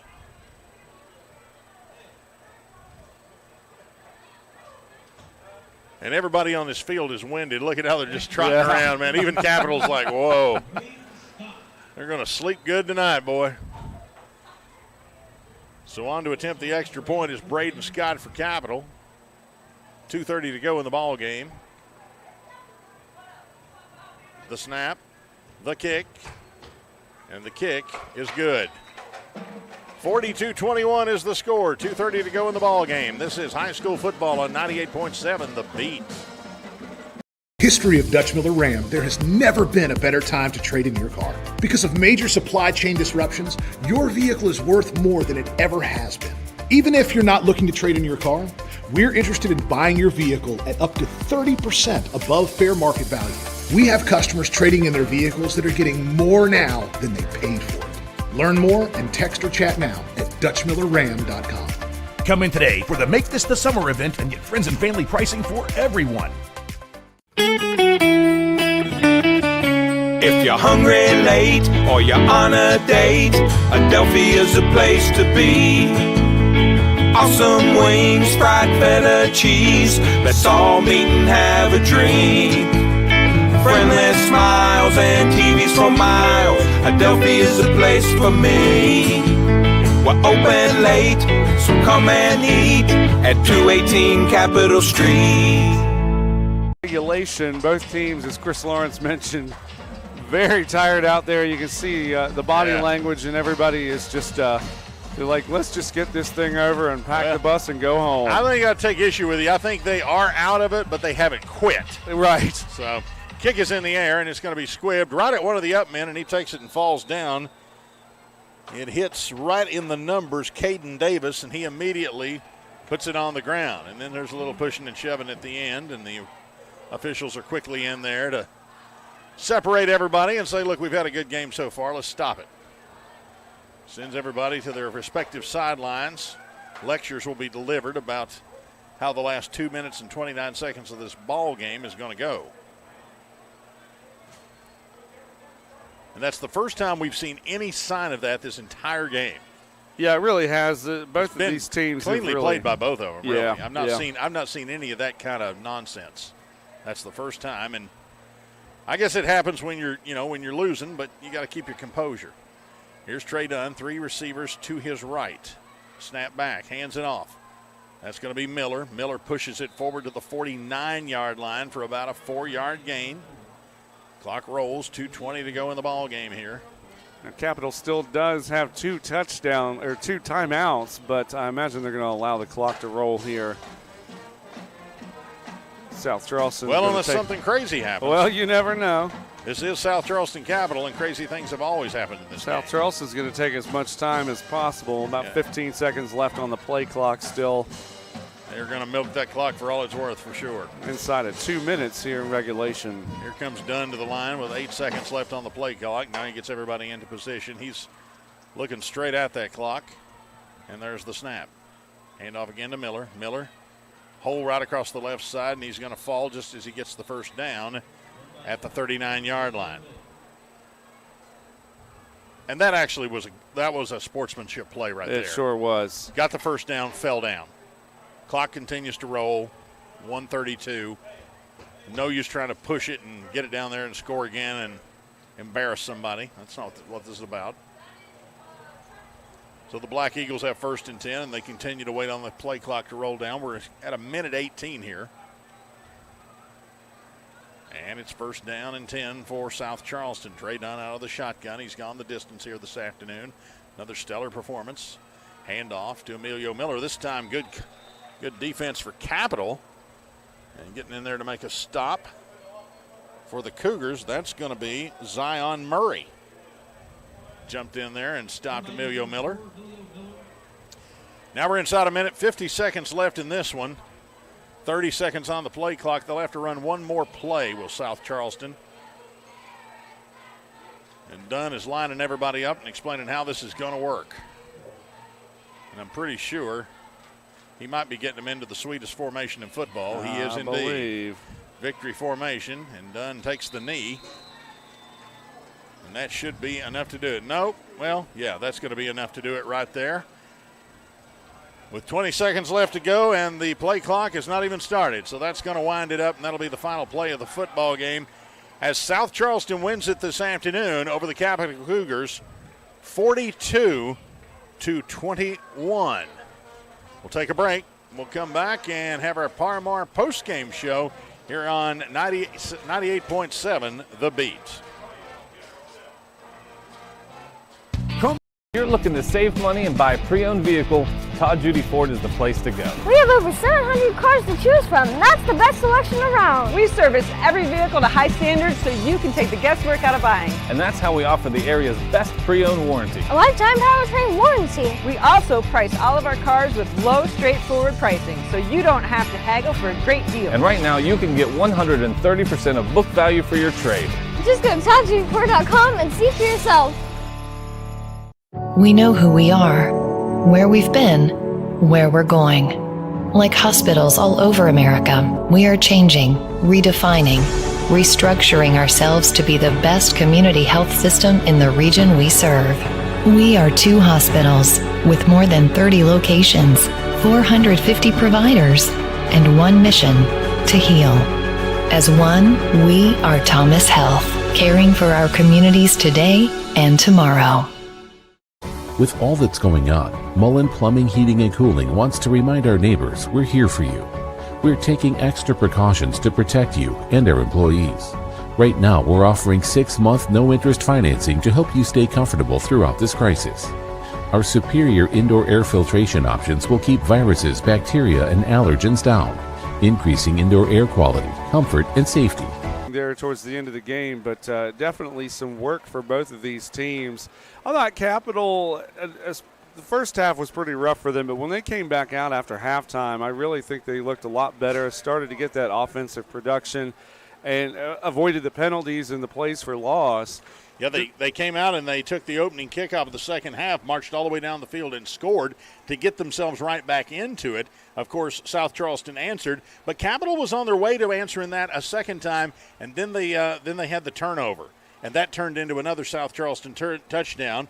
Capital moved it again downfield in the third quarter, got down inside the 20, turned it over again, and South Charleston scored off that one, and that was pretty much the difference in the ball game from there.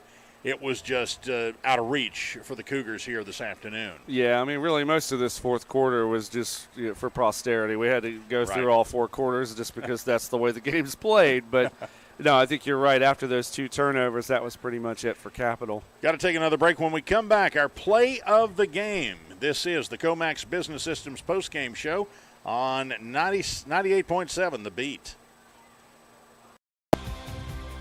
The relationship between a lawyer and a client is based on trust. You have to make certain that the lawyer you hire has your best interest at heart. We typically meet our clients at the worst times of their lives, and it's our job to help them. Over the years, we've been entrusted with some of the biggest cases in West Virginia. That's because we have a track record of success and getting exceptional results. We built a reputation as one of the go-to law firms throughout the state of West Virginia. Joining me, high-profile lawyer Ben Salengo. Ben, it's a real honor to have you on. In fact, many of our cases come from other lawyers. Lawyers who've worked with us, lawyers who've worked against us, and even those who've merely heard of our results. As the 2 teams are huddled on the field below, what has been an absolutely gorgeous afternoon here at Laidley Field as the shadows grow long. It's time now for our play of the game, which we had to go to the third period, which is where South Charleston got the fumble, and they recovered the fumble, and then they had one play that resulted in nothing, but then it was the next play where Trey Dunn went to the air, and this happened. Trey Dunn takes it, drops back, looking around, throws it over to the left side, and it is complete. Uh-oh. And he's into the open field, across the 40, the 50, the 40. He's into Capital territory. He's going to go all the way. That's Chris McCorkle III, and that is a South Charleston touchdown. A 78-yard catch and run for Chris McCorkle III, and boy, that really makes that turnover hurt as South Charleston extends their lead to 27-7. And that came off that fumble in the third period, the first of two critical turnovers that pretty much did in the Capital Cougars here this afternoon.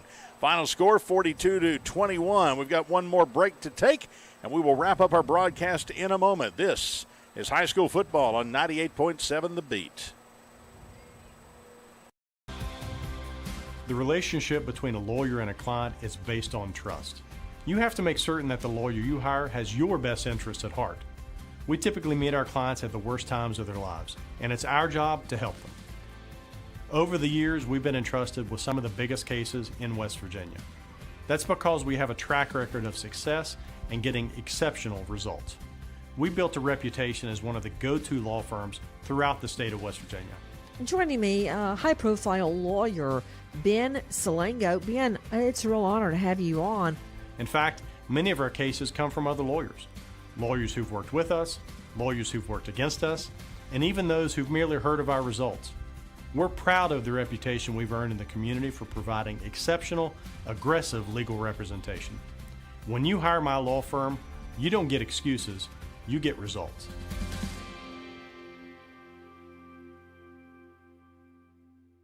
New coach Mark Mason, I think that's just exactly his coaching style. I think he has ingrained that into these kids. You don't quit, you play to the whistle. And, this Capital team has some growing to do this year, and I think they're going to do it. And I think by the end of the season, they're going to be looking pretty good. All right, that's going to wrap up our broadcast this afternoon from here at Laidley Field. Want to remind you, next Friday night we will be on the Hill as the Hurricane Redskins will travel to George Washington to take on the Patriots.